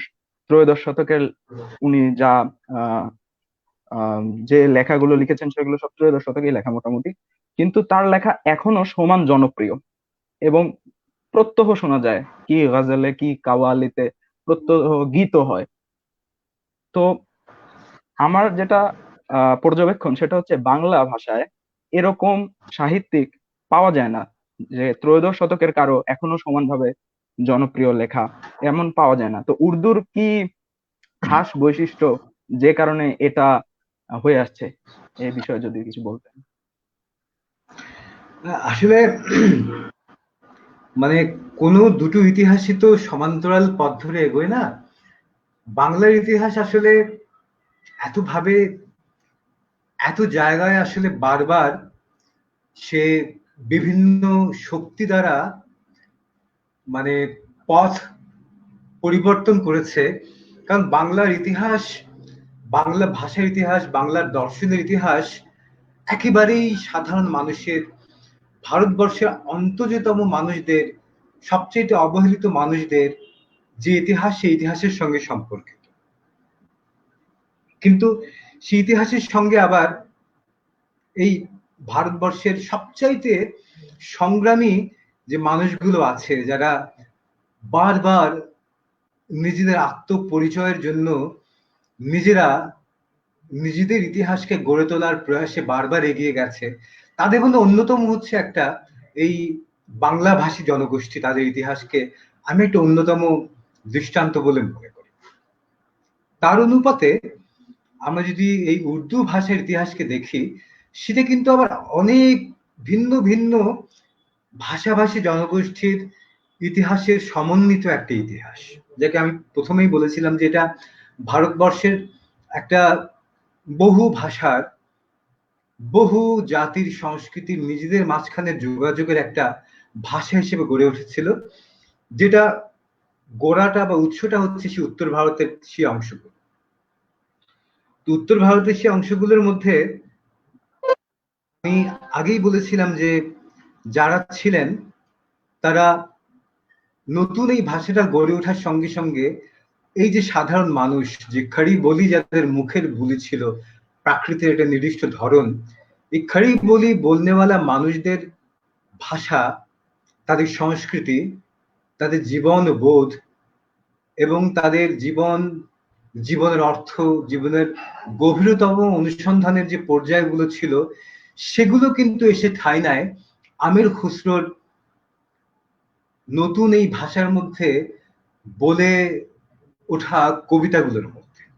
এবং তার প্রভাব কিন্তু সুদূর প্রসারী ছিল। আমি বলেছি যে উর্দু ভাষার সঙ্গে এই যে ভারতবর্ষ জুড়ে একই সঙ্গে গড়ে ওঠা বিভিন্ন পর্যায়ে, বিভিন্ন নামে, বিভিন্ন ভাষায়, বিভিন্ন ধর্মের সংস্কৃতির মধ্যে দিয়ে গড়ে ওঠা কিন্তু প্রায় একই সামাজিক কালপর্বের মধ্যে যে ভক্তি আন্দোলন গড়ে উঠেছিল তৎকালীন সময়ের শ্রেণী বিভাজন, শোষণ, বর্ণভেদ, এইগুলোর বিরুদ্ধে বিদ্রোহ হিসেবে এটার কিন্তু একটা চমৎকার ক্রান্তিকালীন পর্ব দেখতে পাওয়া যায় এই আমির খুসরুর মুখের বলা সেই প্রাচীন গদ্য, প্রাচীন উর্দুতে লেখা সেই কবিতাগুলোর মধ্যে দিয়ে। তখন সেই কবিতাগুলো রাজ দরবারের ভাষা হয়ে ওঠে। সেগুলো তখনও খড়ি বলির, অর্থাৎ খাড়া থাকা মানুষের, যে মানুষগুলো দরবারে ঢুকলে বসার সুযোগ পায় না, সেই অন্তজ মানুষের মুখের ভাষায় গড়ে ওঠা কবিতা।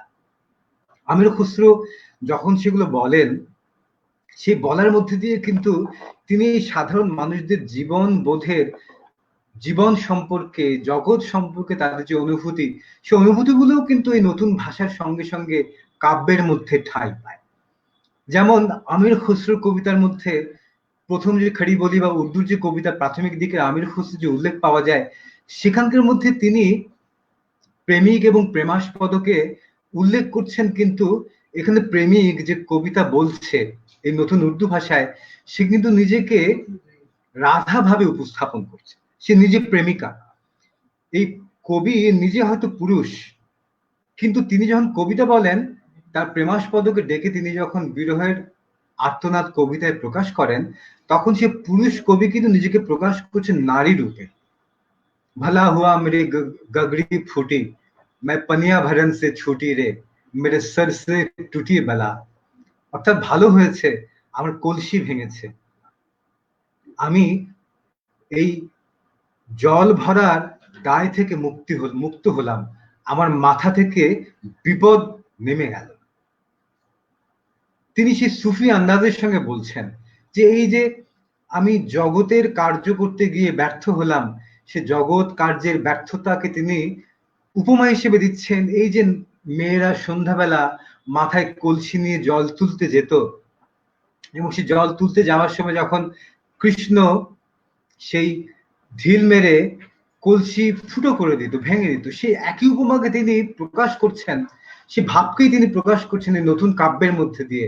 এই জগতের সফলতায় একজন প্রেমিক সফল হতে পারে না, প্রেমাস্পদের খোঁজ করতে গিয়ে সে ব্যর্থ হয়ে সে শেষ পর্যন্ত যখন জগৎ কার্যে ব্যর্থ হিসেবে নিজেকে চিহ্নিত করে, এটাকে তিনি চিহ্নিত করছেন সে জল তুলতে যাওয়া কুমারী নারীদের সঙ্গে, যার কলসি ভেঙে গেছে কৃষ্ণের ছুঁড়ে দেওয়া ঢিলের কারণে। ফলে এই নতুন ভাষার সঙ্গে, এই নতুন কাব্যের সঙ্গে কিন্তু দেখছেন যে কেমন করে এই যে রাধা ভাবে, নারী ভাবে এই যে প্রেমিকের নিজেকে উপস্থাপন করা প্রেমাস্পদের কাছে, এই ভাবনার সম্মেলন গড়ে উঠলো, যেটা আরো পরবর্তীকালে গিয়ে একটা নির্দিষ্ট মানে তেহজিব বা সংস্কৃতি গড়ে তুললো, যেটাকে উর্দু ভাষায় বলেন গঙ্গা যমনি তেহজিব, গঙ্গা যমুনার তেহজিব, এই দুটোর মিলনের তেহজিব, যেখানে নারী রূপে যারা প্রেমাস্পদকে ভজনা করেন, যারা প্রকৃতি পুরুষের মধ্যে নিজেকে এখানে প্রকৃতি রূপে উপস্থাপন করেন, প্রেমিক বা প্রেমাস্পদ যিনি এখানে প্রচ্ছন্ন ভাবে কৃষ্ণের রূপে আবির্ভূত হন, যে কিনা ছলাকলা করে, যে কিনা এক সময় যার যে রাধা এবং যে তার প্রেমিকারা যারা ছিল, অষ্টসখী শুরু করে সমস্ত গোপিনীরা, তাদেরকে ত্যাগ করে যিনি চলে যান মথুরা নগরে, ভুলে যান তার অতীত প্রেমের কথা, অতীত প্রেমিকাদের কথা। ঠিক একইভাবে কিন্তু উর্দুর প্রেমাস্পদ উর্দুর মাসুকও কিন্তু সেই রূপে আবির্ভূত হওয়া শুরু করে, এবং এটা শুরু হয় সেই আমির খুসরো বা তারও আগের যে উর্দু কবিরা ছিল তাদের এই ভারতীয় ভাবনা চিন্তা এবং দর্শনের উপস্থাপনের প্রক্রিয়াকে আত্মস্থ করার মাধ্যমে। ফলে আপনি আজকেও যখন লালনের গান শুনবেন বা শাহ আব্দুল করিমের গান শুনবেন, আমাদের এখানে আপনি যখন মুন্সির উকিল মুন্সির গান শুনবেন, তখন আসলে সেটা সেই আমির খুসরোর কবিতা। তারও আগে যেমন সাদ শাহ সালমান ছিলেন আরেকজন ফার্সি কবি, তারও আগে যে সুফিরা এখানে এই প্রাচীন উর্দুতে তাদের ভাবনাগুলোকে দর্শনগুলোকে উপস্থাপন করেছেন, এই বিশাল প্রেক্ষাপটটাকে আপনি মিলাতে পারবেন সেই নবম দশম শতাব্দী থেকে শুরু করে এখন পর্যন্ত আমাদের আজকের উপমহাদেশের বিভিন্ন অঞ্চলের আমাদের এই স্থানীয় কবিদের ভাবনার দর্শনের সঙ্গে লোক ভাবনা যাকে বলা হয় কোট আনকোট, লোক দর্শন, লোকগীতি, লোক সাহিত্যের লোক ভাবনার মধ্যে দিয়ে আমাদের নিজেদের যে বাংলা নিজস্ব ভাবনা, নিজস্ব কবিতা আছে, তথাকথিত সে আধুনিক কবিতার আগের বা প্রকৃত অর্থে যে বাংলার নিজের বুকের মাঝখান থেকে গড়ে ওঠা যে কবিতা, যে দর্শন, যে ভাবনা, সেগুলোর মাঝখান থেকে শুরু করে যদি দেখেন তাহলে একই সূত্রে বাঁধা এই সমস্ত ভাষা, দর্শন, প্রকাশ এবং সাহিত্যের এই উপস্থাপনের ধরন।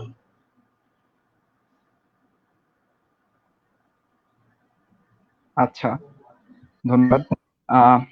তাহলে এখন আমরা গালিবে যাই। আমি প্রথমে গালিব নিয়ে যে প্রশ্নটা করতে চাই সেটা হলো, উর্দু সাহিত্যে সুফি প্রভাব প্রবল, গালিবের উপর সুফি প্রভাব কতটুকু? আমার একটা শের মনে পড়ছে, ওনার শের না, গজল, না থা কুছ খুদা থা, কুছ না হোতা তো খুদা হোতা। এ বিষয়ে যদি আপনি একটু বলেন।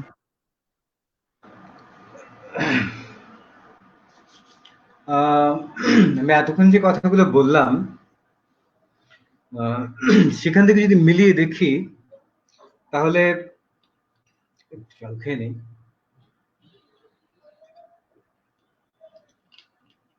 আমরা হঠাৎ করে গালিবে আসার আগে দেখি যে গালিব আসলে উর্দু সাহিত্যের কোন পর্যায়ে এসে আবির্ভূত হলেন।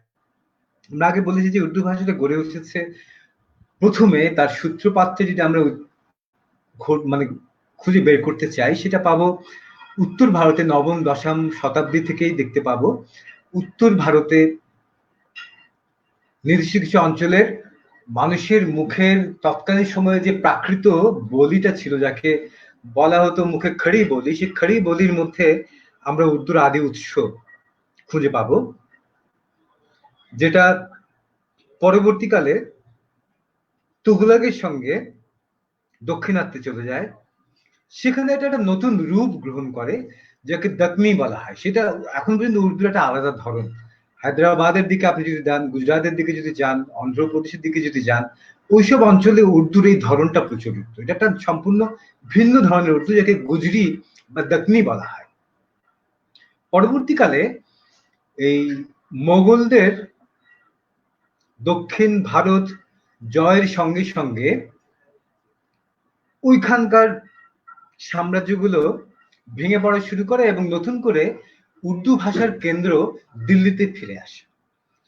দিল্লিতে ফিরে আসার সঙ্গে যেটা হয় যে তৎকালীন সময়ে যারা ফার্সি ভালো জানতেন এবং যারা ওই ভাষাতে কাব্য রচনা করতেন, তারা এই দক্ষিণ ভারতের যে নতুন ধরনের কাব্যটা গড়ে উঠেছিল দক্ষিণী কাব্য, যেটা একেবারে তৎকালীন সময়ের ওই আমলের মানুষের মুখের ভাষার আদলে তৈরি হওয়া, সেই কাব্যের আদলে দিল্লিতে নতুন করে কাব্য লেখা শুরু হয় এবং সেই কাব্য লেখাতে যুক্ত হন ফার্সিতে, আরবিতে কাব্য রচনায় অত্যন্ত দক্ষ প্রাজ্ঞ পণ্ডিত জনেরা এই কাব্য লেখায় সম্পৃক্ত হন, উর্দু ভাষাতে কাব্য লেখায় সম্পৃক্ত হয়। তাদের সঙ্গে সম্পৃক্ত হয় কি, উর্দু এবং ফার্সি এবং আরবির যে সুদীর্ঘ হাজার বছরের কাব্য চর্চার যে প্রাজ্ঞ ঐতিহাসিক কাব্য রীতি, কাব্য চর্যা, কাব্য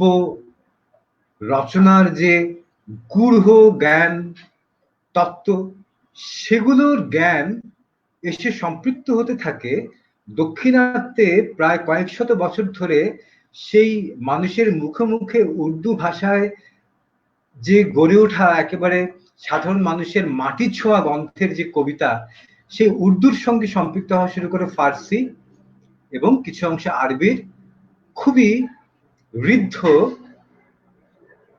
কাব্য রীতি, কাব্য চর্চার ধারাগুলো, জ্ঞানগুলো এর সঙ্গে সম্পৃক্ত হওয়া শুরু হয়। এবং সেই সঙ্গে যেটা হয় যে তৎকালীন সময়ে বাদশাহ মানে সম্রাট আওরঙ্গজেবের পরবর্তীকালের যে মোগল রাজ দরবার ছিল, সেখানেও সেই রাজদরবারের ভেতরে প্রথমবারের মতো উর্দুতে কবিতা লেখা বা উর্দুতে কাব্য রচনা গৃহীত হওয়া শুরু করে। মনে রাখবেন যে উর্দু কিন্তু ইংরেজদের আসার আগে কখনোই ভারতবর্ষে কোনো মুসলিম রাজ দরবারে কখনোই রাজভাষা হিসেবে ছিল না, সর্বত্রই রাজভাষা হিসেবে ফার্সি ছিল। ইংরেজরাই প্রথম রাষ্ট্র বা প্রশাসনিক ভাষা হিসেবে উর্দুকে ভারতবর্ষে নিয়ে আসে।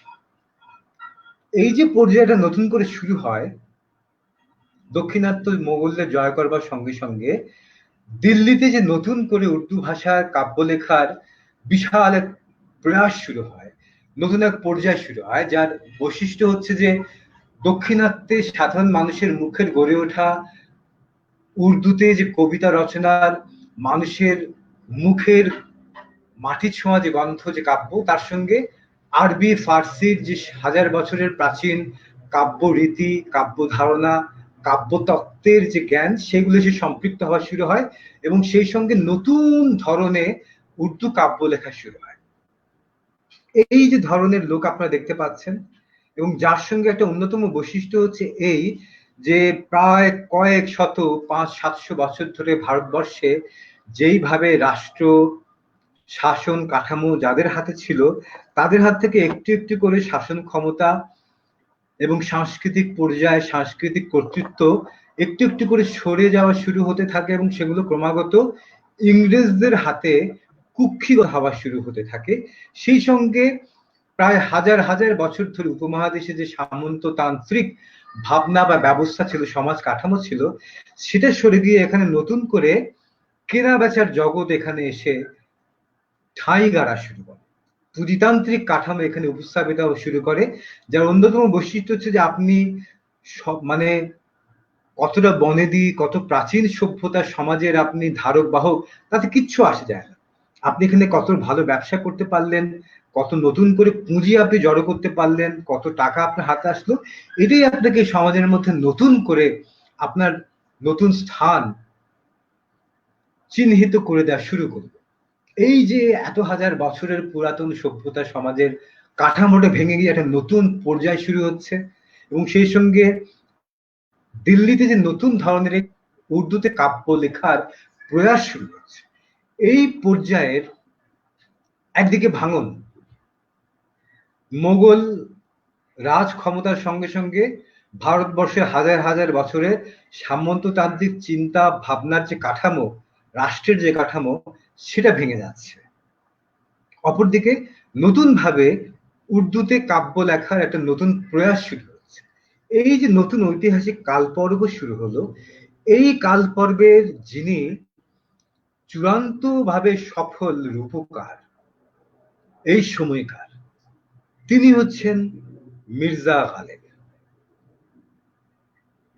আমি যাকে বলি ভারতবর্ষের প্রথম আধুনিক মানুষদের মধ্যে অন্যতম।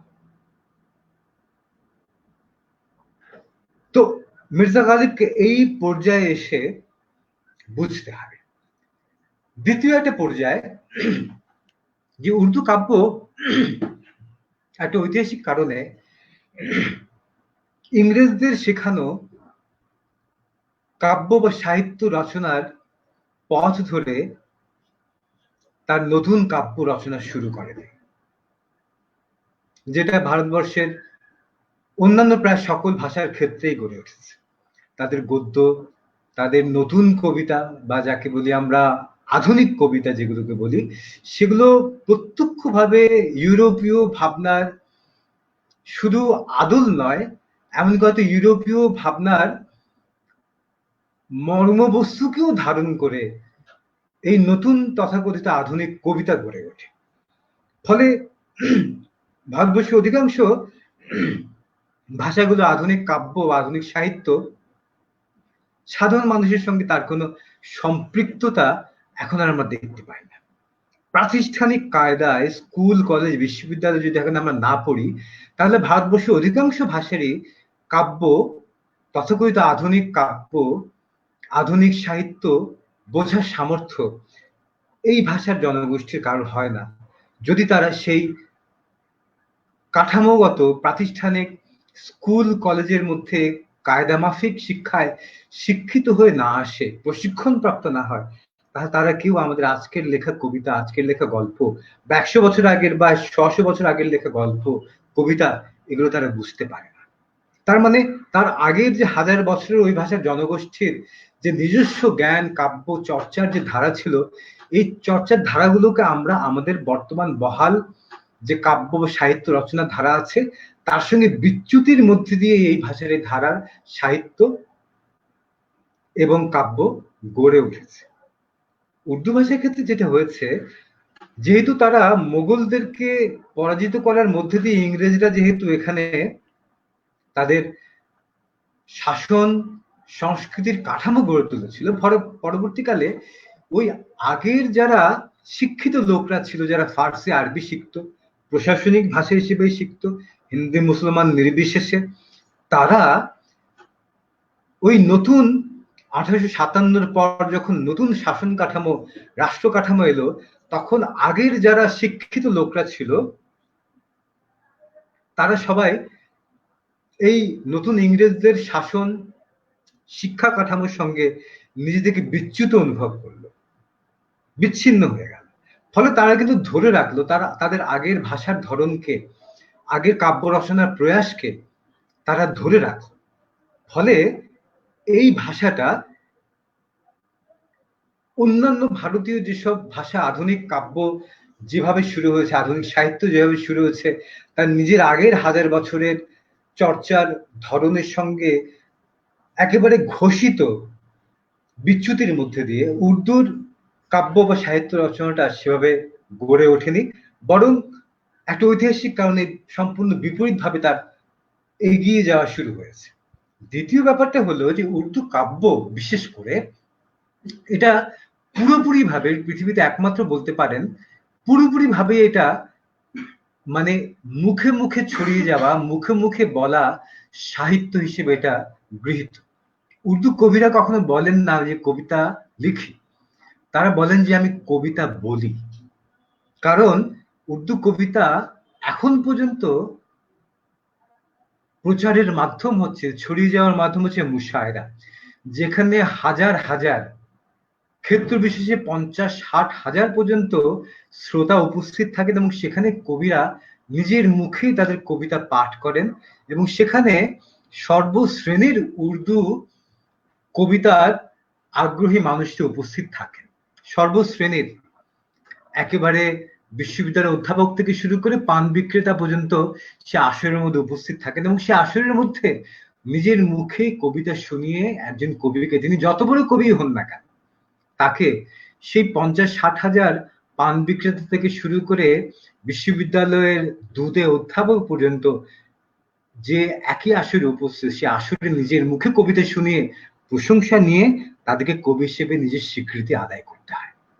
এই প্রেক্ষাপটের কারণে উর্দুটা নিজস্ব পরিমণ্ডল দাঁড়িয়েছে এবং এই পরিমণ্ডলটা একটা অন্যতম শক্তি হচ্ছে সুফি ভাবনা।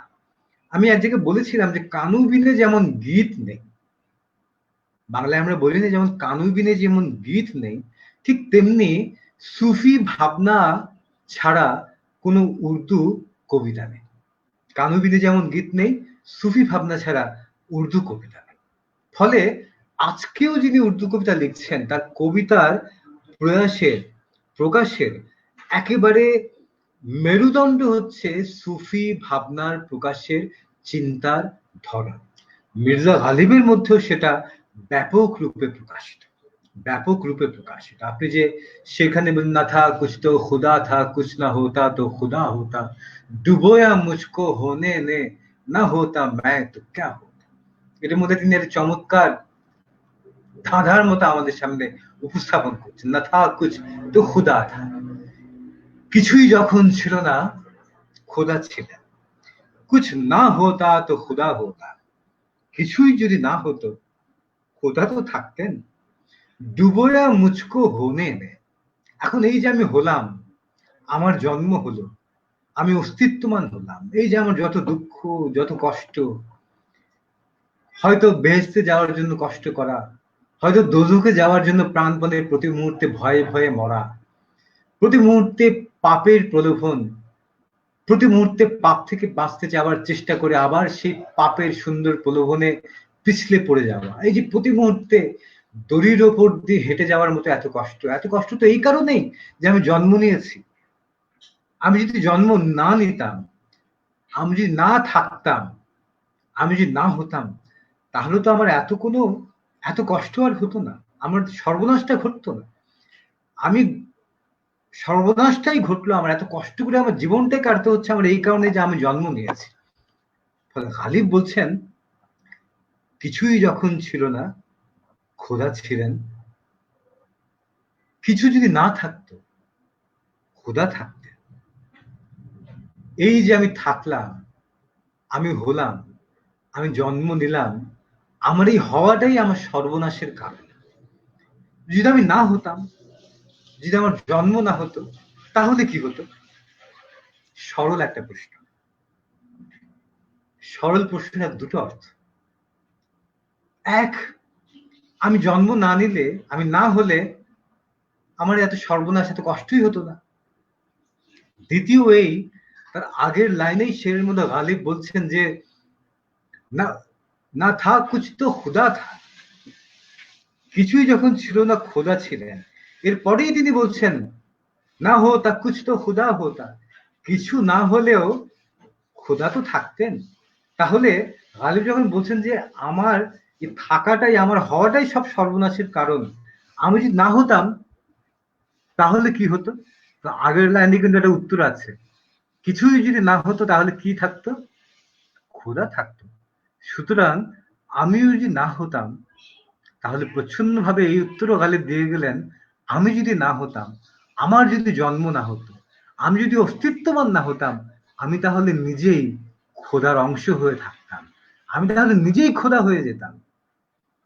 ফলে এই যে প্রকাশের ধরনটা, প্রকাশের ধরনের মধ্যে এই যে বৈচিত্র্য, এই যে সূক্ষ্ম চিন্তার সূক্ষ্মতম মোচক, এটা হচ্ছে গালিবের বৈশিষ্ট্য। গালিবের কবিতার মধ্যে সেই আদি সুফি কবিতার এই যে নিজেকে বিলীন করে দেওয়ার, নিজের সত্তাকে অস্তিত্বহীন করে দেওয়ার, যে নিজের অর্থকে খুঁজে পাওয়ার জন্য নিজের সত্তাকে অস্তিত্বহীন করে দেয়া, প্রেমাস্পদের মাঝে, মাসুকের মাঝে নিজেকে বিলীন করিয়ে দেওয়ার যে ধরন, সেটা গালিবের মধ্যে নেই। গালিব নিজের সত্তাকে আরো বড় কোনো সত্তার সাপেক্ষে বুঝতে চান। তিনিও জানেন যে তার সঙ্গে যদি নিজেকে মিলিয়ে দেখতে না পারি, তাহলে আমি নিজের সত্তাকে ক্ষুদ্র রূপে দেখবো। কিন্তু তাই বলে তিনি নিজের সত্তাকে কিন্তু অস্তিত্বহীন, অর্থহীন বলতে নারাজ। অর্থহীন বলতে তিনি নারাজ। তিনি বলতে পারেন যে একটা শেরের মধ্যে গালিব দেখুন কেমন করে বলছে যে,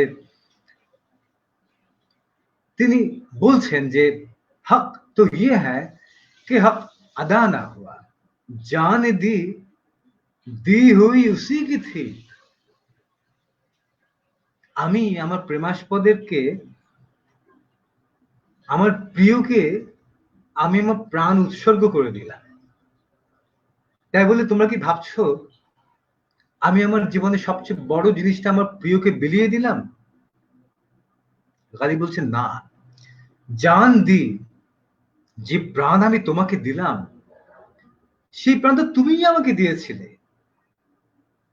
তাহলে আমি যদি তোমাকে আমার প্রাণ বিলিয়ে দেই, এটা এমন বড় কিছু না, আমি তোমার দেয়া জিনিসই তোমাকে আবার ফিরিয়ে দিলাম। তাহলে এটা কি খুব বেশি কিছু দেয়া হলো? কিন্তু মুশকিল হচ্ছে এর চেয়ে বেশি আমি আর কি দিতে পারি। ফলে আমি যখন তোমাকে প্রাণটা দিয়ে দেই, জানে দি, যে প্রাণ তোমাকে দিলাম, दी हुई उसी की थी, সে প্রাণ তো তোমারই দেয়া। ফলে তোমারই দেয়া প্রাণ আমি তোমাকে বিলিয়ে দেওয়ার পর বলতে বাধ্য হই, হক তো ইয়ে হ্যাঁ কি হক আদা না হুয়া। প্রাণ বিলিয়ে দেওয়ার পরও তোমাকে আমি বলতে বাধ্য হই, আসল কথা হলো এই, তোমাকে কিছুই দেয়া হলো না। ফলে এই যে নিজের প্রাণ, নিজের অস্তিত্ব, এইগুলোকে যে নতুন একটা অর্থ প্রদান করতে পারা, এটি সুফি কাব্যের বলয়ের মধ্যে একটা নতুন, যাকে বলা হয় ক্রান্তিকালীন একটা নতুন ব্যাখ্যা মির্জা গালিবের মধ্যে পাওয়া যায়। তিনি বলতে পারেন যে আমি তোমাকে, তোমার জন্য প্রাণ দিতে আমার কোনো আপত্তি নেই। राज़े माशूक ना रुसवा हो जाए, वरना मरने में कोई भेद नहीं। প্রিয় রহস্য সবার সামনে উন্মোচিত হয়ে বদনাম না হয়ে যায়, তাছাড়া প্রাণ দিতে আমার আর কোনো আপত্তি নেই। অর্থাৎ আমি যদি তোমাকে প্রাণ দেই তোমার জন্য, লোকেরা তো তখন খোঁজা শুরু করবে যে কি ব্যাপার, সে প্রাণ দিল কেন, সে কেন নিজের জীবন বিলিয়ে দিল। শেষ পর্যন্ত তোমার নাম উঠে আসবে সবার সামনে, তুমি বদনাম হবে যে তোমার জন্য আমার প্রাণ গেল। আমি এটাই শুধু ভয় পাই, নইলে তোমার জন্য আমার প্রাণ দিতে আর কোনো আপত্তি নেই।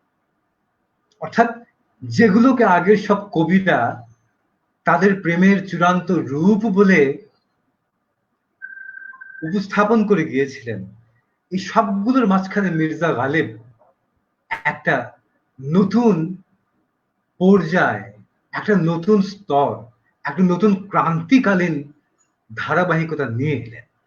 গালিবকে দেখতে হবে এই সুফি চিন্তা দর্শন, ভারতীয় কাব্য ইতিহাস এবং ভারতীয় মানুষের, ভারতীয় সমাজের চিন্তার যে ইতিহাস, তার যে রাষ্ট্রনৈতিক ব্যাখ্যা, তার মাঝখানে এই জায়গায় দাঁড়িয়ে গালিবের কবিতাকে, তার কবিতার মাঝখানে সুফি ভাবনাকে, এই সমস্ত কিছুকে এই জায়গায় দাঁড়িয়ে এই পর্যায়ে অনুভব করতে হবে, বুঝতে হবে, তাকে ব্যাখ্যা করতে হবে। আচ্ছা, আমাদের পূর্ব নির্ধারিত 1 ঘন্টা সময় হয়ে গেছে, তবে আপনি যদি অনুমতি করেন তাহলে আমরা আরো কিছুক্ষণ আলোচনা চালিয়ে যেতে পারি। আমার আরো কিছু, আচ্ছা ঠিক আছে, আর কয়েকটা, এর মধ্যে কেউ যদি কোনো প্রশ্ন করে থাকেন, আমি ঠিক জানি না কেউ প্রশ্ন করেছেন কিনা একটু। আমার আমার আসলে আরো অনেকগুলো প্রশ্ন রয়ে গেছে, আপনি যদি অনুমতি দেন আর কিছুক্ষণ। আচ্ছা হ্যাঁ, তো কিছুক্ষণ প্লিজ। আমি পরবর্তী প্রশ্ন করতে চাই ফয়েজকে নিয়ে। এটা হয়তো বাংলাদেশি মাত্র এই ফয়েজকে নিয়ে আলোচনা করতে গেলে এই প্রশ্ন সামনে চলে আসবে। ফয়েজ আমাদের মুক্তিযুদ্ধের সময়ও তিনি যথেষ্ট অ্যাক্টিভ ছিলেন সাহিত্য জগতে, লেখালেখি করতেন তখনও, কিন্তু আমাদের মুক্তিযুদ্ধে তার আসলে, তিনি আমাদের মুক্তিযুদ্ধকে কিভাবে দেখতেন আমরা জানি যে 1974-এ উনি আমাদের দেশ স্বাধীনের পর একবার বাংলাদেশে বেড়াতে এসেছিলেন এবং ওখানে গিয়ে, ফেরত গিয়ে তারপর ঢাকা সে वापसी पर নামে একটি হৃদয় বিদারক কবিতাই বলা যায় লিখেছিলেন, হাম কি ঠেহরে আজনবী। তো আপনি যদি এই বিষয়ে কিছু বলতেন, বিশেষত আহ ফয়েজ যেহেতু একজন মার্কসিস্ট ছিলেন, নিপীড়িত লোকের কথা তার রচনায় বারবার উঠে এসেছে, যদি বলতেন। আহ, উর্দু কাব্যের একটা অন্যতম বৈশিষ্ট্যের কথা যেটা আমার দৃষ্টিতে গুরুত্বপূর্ণ বলে মনে হয়, আমি বলেছিলাম যে উর্দু কাব্য আজ পর্যন্ত তার নিজের ঐতিহাসিক যে কালগুলো আছে তার সঙ্গে বিচ্ছিন্নতা ঘটিয়ে কখনো তার নতুন কবিতা লেখা শুরু করেনি। যার ফলে এখন পর্যন্ত একেবারে সাধারণ মানুষও যারা উর্দুতে কথা বলেন, উর্দু সংস্কৃতি যুগের সঙ্গে যাদের সম্পৃক্ততা আছে, তারা এখনো একেবারে হাল আমলের উর্দু কবিতা তারা পড়েন, মনোযোগ দিয়ে পড়েন। এবং আমার জানা একজন বর্তমানে জীবিত খুব বড় একজন উর্দু নাট্যকার দুঃখ করে বলেছিলেন যে উর্দু কবিতার কারণে আমাদের নাটক বা অন্য সব সাহিত্য আসলে সাধারণ মানুষের কাছে পৌঁছাচ্ছে না, কারণ সবাই উর্দু কবিতা পড়তে অভ্যস্ত।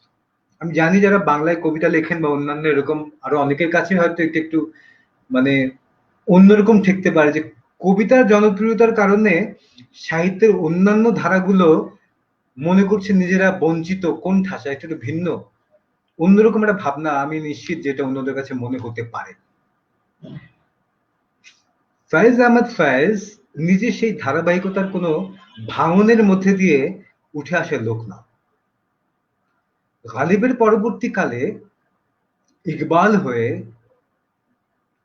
1925 থেকে 30-এর পরবর্তীকালে যে নতুন উর্দু গল্পকার, নতুন কবিরা উঠে আসা শুরু করেন, তাদের অন্যতম বড় বড় কবি, সাহিত্যিক, ঔপন্যাসিকরাই ছিলেন সমাজ পরিবর্তনের রাজনীতিতে বিশ্বাসী এবং সক্রিয়ভাবে অংশগ্রহণকারী ব্যক্তিবর্গ।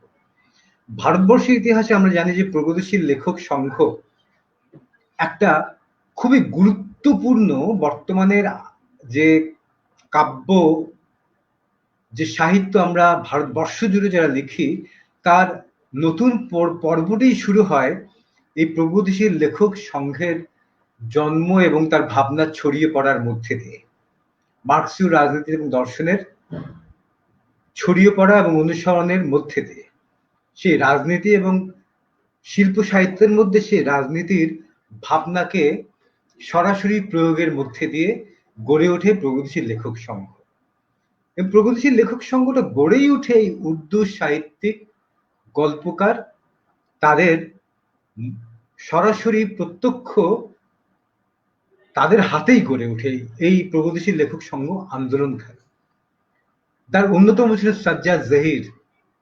পাকিস্তানের মানে 1947-এর ভাগ হয়ে যাওয়ার পর নতুন যে মানে কমিউনিস্ট পার্টিগুলো ভাগ হয়ে গেল, অবিভক্ত ভারতবর্ষের কমিউনিস্ট পার্টিটা, সেই অবিভক্ত ভারতবর্ষের কমিউনিস্ট পার্টি ভাগ হয়ে যাওয়ার পর পার্টির নির্দেশেই সাজ্জাদ জহির পাকিস্তানে চলে যান এবং সেখানে তিনি পাকিস্তানের কমিউনিস্ট পার্টির প্রথম সাধারণ সম্পাদক হিসেবে তিনি দায়িত্ব পালন করা শুরু করেন এবং খুব স্বাভাবিকভাবে পাকিস্তানের কমিউনিস্ট পার্টি নিষিদ্ধ ঘোষিত হয় এবং তিনিও যাকে বলা হয় যে আন্ডারগ্রাউন্ডে চলে যেতে বাধ্য হন। তিনি খুব ভালো মাপের একজন গল্পকার এবং তারই নেতৃত্বে সাজ্জাদ জহির, কমরেড সাজ্জাদ জহিরের নেতৃত্বেই বাকি আরো 5 জনকে নিয়ে প্রগতিশীল লেখক সংঘ জন্ম হয়।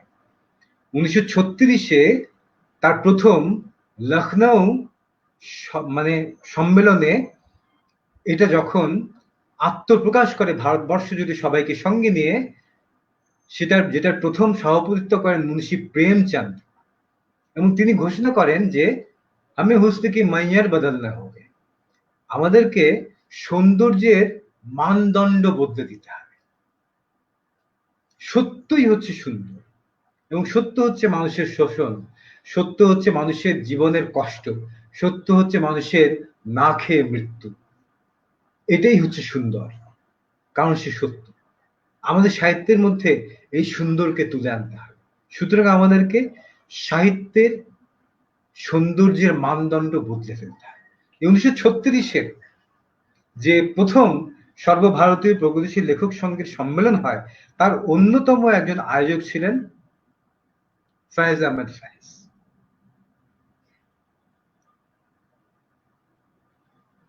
এই ফায়েজ আহমেদ ফায়েজ উর্দু কাব্যের মধ্যে একটা নতুন দিক পরিবর্তন ঘটেন, যেটা তার একটা বিখ্যাত নজমের মধ্যে মুঝসে পেহলি সে মোহাব্বত মেরে মেহবুব না মান, আমার কাছে হে প্রিয় তুমি আগের মতো ভালোবাসা আর চেয়েও না, তোমার সৌন্দর্য সে আগের মতোই আছে,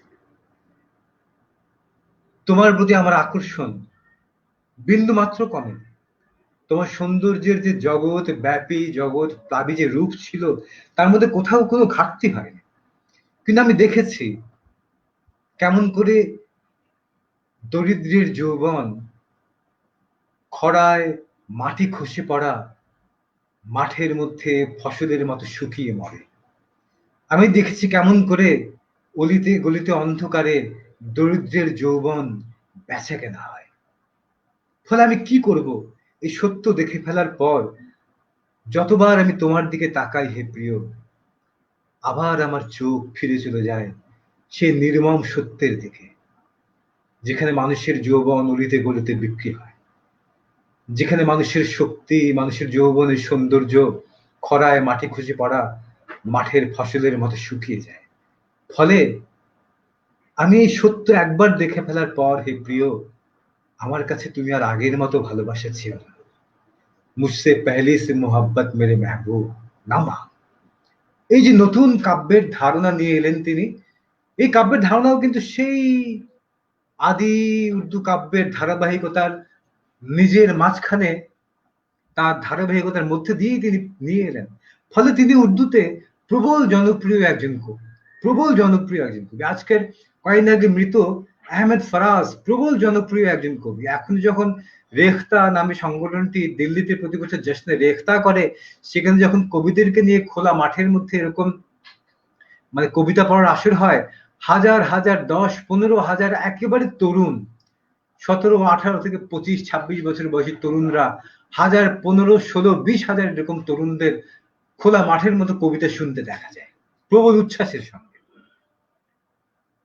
এবং তিনি ফায়েজ নিজেও একজন, আগে যেটা বললাম যে তিনি নিজে একজন স্বঘোষিত মার্ক্সীয় দর্শনের অনুসারী ছিলেন, লেনিন সাহিত্য পুরস্কার পেয়েছেন, এবং লেনিন সাহিত্য পুরস্কার পাওয়া মার্ক্সীয় রাজনীতিতে তার সরাসরি নিজের স্বীকৃতির কারণে পরপর 2বার নোবেল পাওয়ার শর্ট লিস্টের মধ্যে, সংক্ষিপ্ত তালিকার মধ্যে তার নাম আসার পরেও তিনি নোবেল পাননি। এটি গুরুত্বপূর্ণ কোনো ঘটনা নয়, বড় কোনো কবির জন্য নোবেলের জন্য গুরুত্ব হতে পারে, ফায়েজ আহমদ ফায়েজের জন্য এটা গুরুত্বপূর্ণ বিষয় নয়। এবং ফায়েজ যখন, আমি নিজে ফায়েজ আহমদ ফায়েজকে নিয়ে একটি তার কবিতা সংকলন লিখেছি, মানে বের করেছি, এটা বেশ কয়েক বছর আগে ঐতিহ্য থেকে বেরো হয়েছে। ফায়েজ আহমদ ফায়েজ কবিতা থেকে না গজল থেকে যেন নাম ভুলে গেছি, ঐতিহ্য থেকে বেরিয়েছিল। সেটার মধ্যে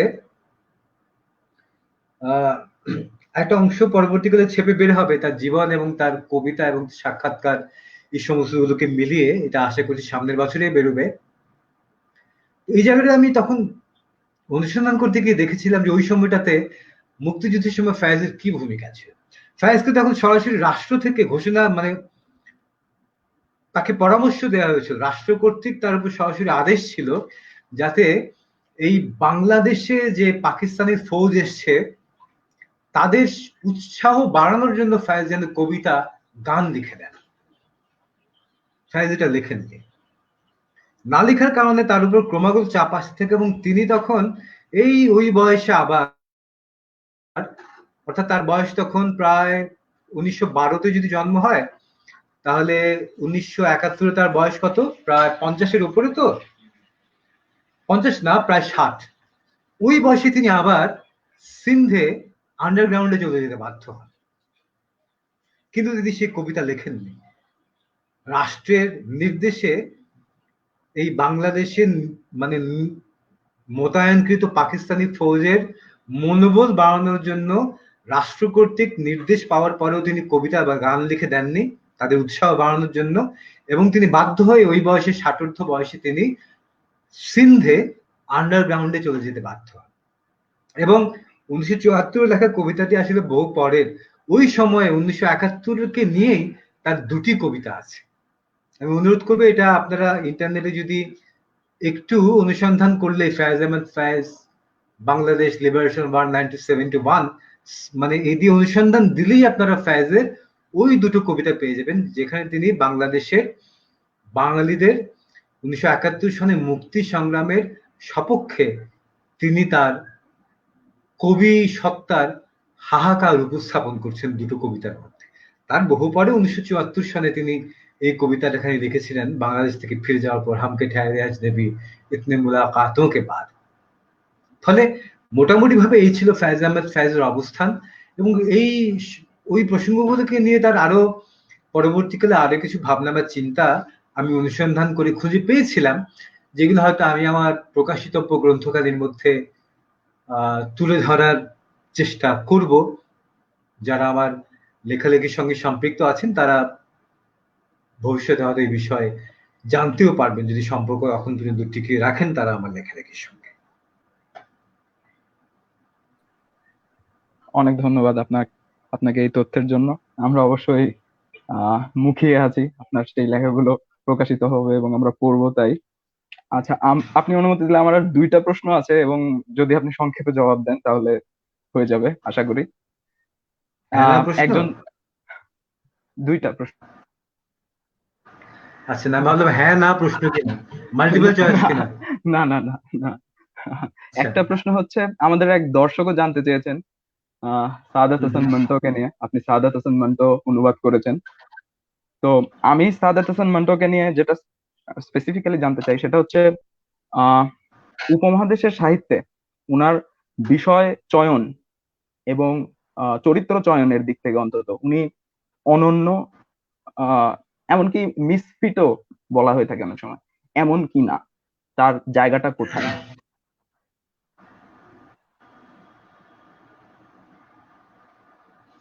এগুলো আসলে মানে এই প্রশ্নটা এক ধরনের জাজমেন্টাল প্রশ্ন। সিদ্ধান্তবাচক উত্তর শুনতে চাওয়া খুবই ঝুঁকিপূর্ণ, তার উত্তর দিতে যাওয়া তার চেয়েও বেশি ঝুঁকিপূর্ণ। তার চেয়ে বরং আমি একটা আমার নিজের অবজারভেশন বলি যে বিষয় নির্বাচনের ক্ষেত্রে সাদাত হাসান মান্টো উর্দু সাহিত্যের ক্ষেত্রে খুবই অনন্য, এটা মনে করবার কোনো কারণ নেই। আমি যে সাজ্জাদ জাহিরের কথা বললাম, তিনি ছাড়াও মাহমুদ জাফর, এরকম আরো 6 জন, বাকিদের নাম আপনার খুব কম শুনে থাকবেন। এদের গ্রুপ ছিল একটা ছোট্ট দল, আঙ্গারা, ওরা বলতো আঙ্গারে, মানে অঙ্গার, কয়লা পুড়ে যে অঙ্গার হয় সে অঙ্গার, জ্বলন্ত অঙ্গার। এই 6 জন 1930-এর দিকে 6টা গল্প নিয়ে একটা সংকলন বের করেন, তার নাম ছিল আঙ্গারে। সেই গল্পগুলোর মধ্যে নারীদের যৌনতা, একেবারে যারা ধর্মোপদেশক তাদেরকে তাদের যৌন জীবনের সঙ্গে সম্পৃক্ততা মিলিয়ে এমন সব গল্পের বিষয় উঠে আসে যেগুলো নিয়ে এখন যদি আপনি লিখতে যান তাহলে প্রথমত আপনাকে দেশের বাইরে থাকতে হবে। ফলে ওই সময় এগুলোকে নিয়ে প্রবল প্রবল এক কোলাহল শুরু হয় ভারতবর্ষ জুড়ে। এবং সেই সময়ে অশ্লীলতার দায়ে এই 1930-এর আগে পরে 30 বা 32 সনেই ইংরেজ সরকারই এগুলোকে ভারতবর্ষ জুড়ে ব্যাপক অশ্লীলতার দায়ে এগুলোকে নিয়ে প্রবল আলোচনা এবং দিকে দিকে মিছিল, সমালোচনা, ঝান্ডা, তাদের ছবি পোড়ানো, বই পোড়ানো, সম্পাদকের, প্রকাশকের এবং যারা ছেপেছিল তাদের এখানে হামলার কারণে সে 1931-32-এর দিকেই এই বইগুলোর সব কপি কিনে নিয়ে গিয়ে সমাজের বিভিন্ন জায়গার মানুষেরা, কারা আন্দাজ করতে পারছেন, তারা এগুলো পোড়ানো শুরু করে, মিছিল শুরু হয়, বিক্ষোভ শুরু হয়। ফলে ইংরেজ সরকার এই অশ্লীলতার দায়ে সেই বইটাকে নিষিদ্ধ করে। এবং তার পরবর্তীকালে যদি আমরা ইসমত চুগতাইকে দেখি, আমাদের মান্টোর খুবই খুবই ভালো বন্ধু, তারও যে লেখার বিষয়গুলো সেগুলোকে যদি আমরা চিহ্নিত করে দেখি তাহলে বিষয়ের জায়গা থেকে সাদাত হাসান মান্টো উর্দু কাব্যের, উর্দু সাহিত্যের জগতে অনন্য নন। সেটা তার অনন্যতার জায়গা নয়। তার অনন্যতার জায়গা হচ্ছে তার তীক্ষ্ণতা, তার অনন্যতার জায়গা হচ্ছে এমন ভাবে গল্পকে উপস্থাপন করা যেখানে পাঠক নিজে ওই গল্পের, আমি আবার বলছি, তিনি এমন গভীর ভাবে মানুষের মনোজগৎকে পাঠ করতে এবং তাকে উপস্থাপন করতে সক্ষম ছিলেন। এবং সেখানে তার গল্পের মধ্যে কোনো ভিলেন নেই। কারণ আপনি যখন ঠান্ডা গোস্ট অথবা খোল দো অথবা কালি সিলভার যখন আপনি পড়বেন, টোবাটেক সিং যখন আপনি পড়বেন, আপনি এটার ভেতরকার যে অ্যান্টাগনিস্ট যে চরিত্রগুলো আছে, নেতিবাচক চরিত্রগুলো, আপনি অবাক হয়ে খেয়াল করে দেখবেন আপনি নিজেকে সেই নেতিবাচক গা শিউরানো রকম সেই নেতিবাচক চরিত্রগুলোর মাঝখানে আপনি নিজেকে আবিষ্কার করছেন। আমি নিজে অন্তত কালি সিলভার বা খোলদ এই গল্পগুলো দ্বিতীয়বার পড়বার সাহস পাইনি। তার গল্প বলার ধরন এবং সবচেয়ে গুরুত্বপূর্ণ বিষয়, তার গল্প পড়বার সময় এবং পরে পাঠক পাঠিকা ওই গল্পের সবচাইতে হিংস্র, ক্রুদ্ধ, সবচাইতে নিকৃষ্টতম যাকে বলা হয় যে চরিত্রটা, আপনি তার মধ্যেই নিজেকে আবিষ্কার করবেন। আপনি নিজের দিকে তাকাতে দ্বিতীয়বার ভয় পাবেন। এইটা হচ্ছে সাদাত হাসান মান্টোর সবচাইতে বড় বৈশিষ্ট্য। এখানেই সাদাত হাসান মান্টো শ্রেষ্ঠ। অন্যান্য বড় লেখকেরা মানুষের মনের উদারতাকে, শুভত্বকে প্রকাশ করার মধ্যে দিয়ে মহৎ হয়ে ওঠে। সাদাত হাসান মান্টো মানুষের মনের ভেতরে, এই সমাজের ভেতর থেকেই উঠে এসে জমা হওয়া যে কালিমা, নগ্নতা, হিংস্রতা, এই জিনিসগুলোকে তিনি এমন ভাবে উপস্থাপন করেন যে আমরা অবাক হয়ে দেখি ওই মানুষগুলো আসলে আমরাই। আমরা অবাক হয়ে দেখি যে ওই জিনিসগুলো, ওই নোংরামিগুলো, ওই শয়তানিগুলো আমার মনের ভেতরেও আসলে কোথাও না কোথাও আছে। মান্টু পড়বার পর আমরা তার গল্পের ওই নগ্ন শয়তান চরিত্রগুলোর মাঝখানে নিজেকে, অথবা নিজের মাঝখানে সেই শয়তান চরিত্রগুলোর কিছু না কিছু জায়গা খুঁজে পাই। এইটা হচ্ছে সাদাত হাসান মান্টোর সবচাইতে বড় বৈশিষ্ট্য, শুধু উর্দু সাহিত্যের ক্ষেত্রে নয়, বিশ্ব সাহিত্যের মধ্যে। সময় ফুরিয়ে এলো, আর প্রশ্ন? আহ আচ্ছা, এখানে একটা আহ জিজ্ঞেস করেছেন এনারা, বাংলাদেশে যারা উর্দু শিখতে চায় বা উর্দু সাহিত্য পড়তে চায় তাদের ক্ষেত্রে তারা কোথায় থেকে শিখতে পারে, যারা প্রাতিষ্ঠানিক ভাবে আমরা কখনো শিখিনি, তারা যদি পড়তে চাই বা শিখতে চাই, এটা নিয়ে যদি কিছু বলতেন। আচ্ছা, এখন তো আসলে তথ্য প্রযুক্তির যুগ, তো ওদিন আমি ওই একটা বই, ছিঁড়ে যাওয়া বইয়ের কিছু অংশে ওই স্কচ টেপ লাগানোর জন্য স্কচ টেপ খুঁজে বের করে দেখি তার মাথাটা হারিয়ে গেছে। এবং আমি ইন্টারনেটে সার্চ দিয়ে দেখলাম, ইন্টারনেটে ইউটিউবে কেমন করে ওই স্কচ টেপের মাথা হারিয়ে গেলে সেটা খুঁজে বের করতে হবে সেই বিষয়ে 15 থেকে 20টা ভিডিও দেয়া আছে। তো যারা উর্দু সাহিত্য সম্পর্কে শিখতে চান বা জানতে চান, তাদেরকে এটা আগে অনুরোধ করবো যে আপনারা একটু ইউটিউবে সার্চ দিয়ে দেখবেন বা অন্যান্য যেসব জায়গায় সম্ভব। আমার ধারণা আপনারা প্রত্যেকেই জানেন যে অন্যান্য সব জিনিস ইন্টারনেটে, গুগলে কোথায় খুঁজে বের করতে হয়, এটা বোধহয় আপনারা আমার সাথে 1000 গুণ ভালো জানেন। আপনাদেরকে একটু অনুরোধ করবো যে আপনারা এই ইউটিউবে বা অন্যান্য জায়গায় যেসব বিষয় আমার সম্পর্কে আপনাদের অভিজ্ঞতা আরো বেশি, আপনি সেসব একটু খুঁজে বের করুন যে কেমন করে কি করে উর্দু শিখতে হয়। আপনারা এত ধরনের তথ্য, এত ধরনের, মানে এত ধরনের আপনারা টিউটোরিয়াল পেয়ে যাবেন যে তখন আপনারা হয়তো আমাকে জিজ্ঞাসা করতে পারেন যে ভাই, এই 100টা দেখতে পেলাম, তার মধ্যে কোনটা দিয়ে শেখা শুরু করলে আমরা সহজে শিখতে পারবো। তো আসলে আমাকে প্রশ্নটা এরকম হওয়া উচিত না যে কোথায় শিখতে পারবো, বরং হওয়া উচিত যে 10টা জিনিস দেখে মনে হলো সবগুলোই ভালো, তার মধ্যে কোনটা দিয়ে শুরু করলে আপনারা সহজে শেখা শুরু করবেন।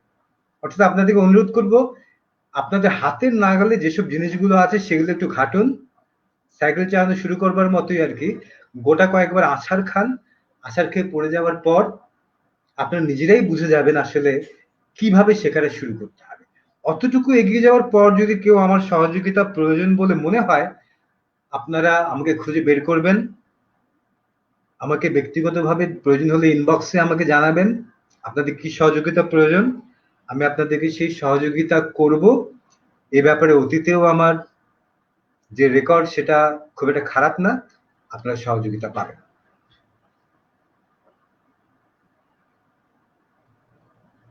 আচ্ছা, আমাদের সময় ফুরিয়ে এলো, আমরা নির্ধারিত সময়ের চেয়েও অনেকক্ষণ বেশি কথা বললাম আপনার সাথে, আপনাকে অত্যন্ত ধন্যবাদ। তো আমরা জাভেদ হোসেনের মতামত শুনছিলাম উর্দু সাহিত্যের বিভিন্ন বিষয়ের উপরে। আপনারা যারা এতক্ষণ মনোযোগ দিয়ে শুনলেন, অত্যন্ত ধন্যবাদ আপনাদের আমাদের সঙ্গে থাকার জন্য। আবার ভবিষ্যতে এরকমই কোনো সাহিত্য বিষয়ক কিছু নিয়ে আমরা আপনাদের সামনে হাজির হব। শুভরাত্রি।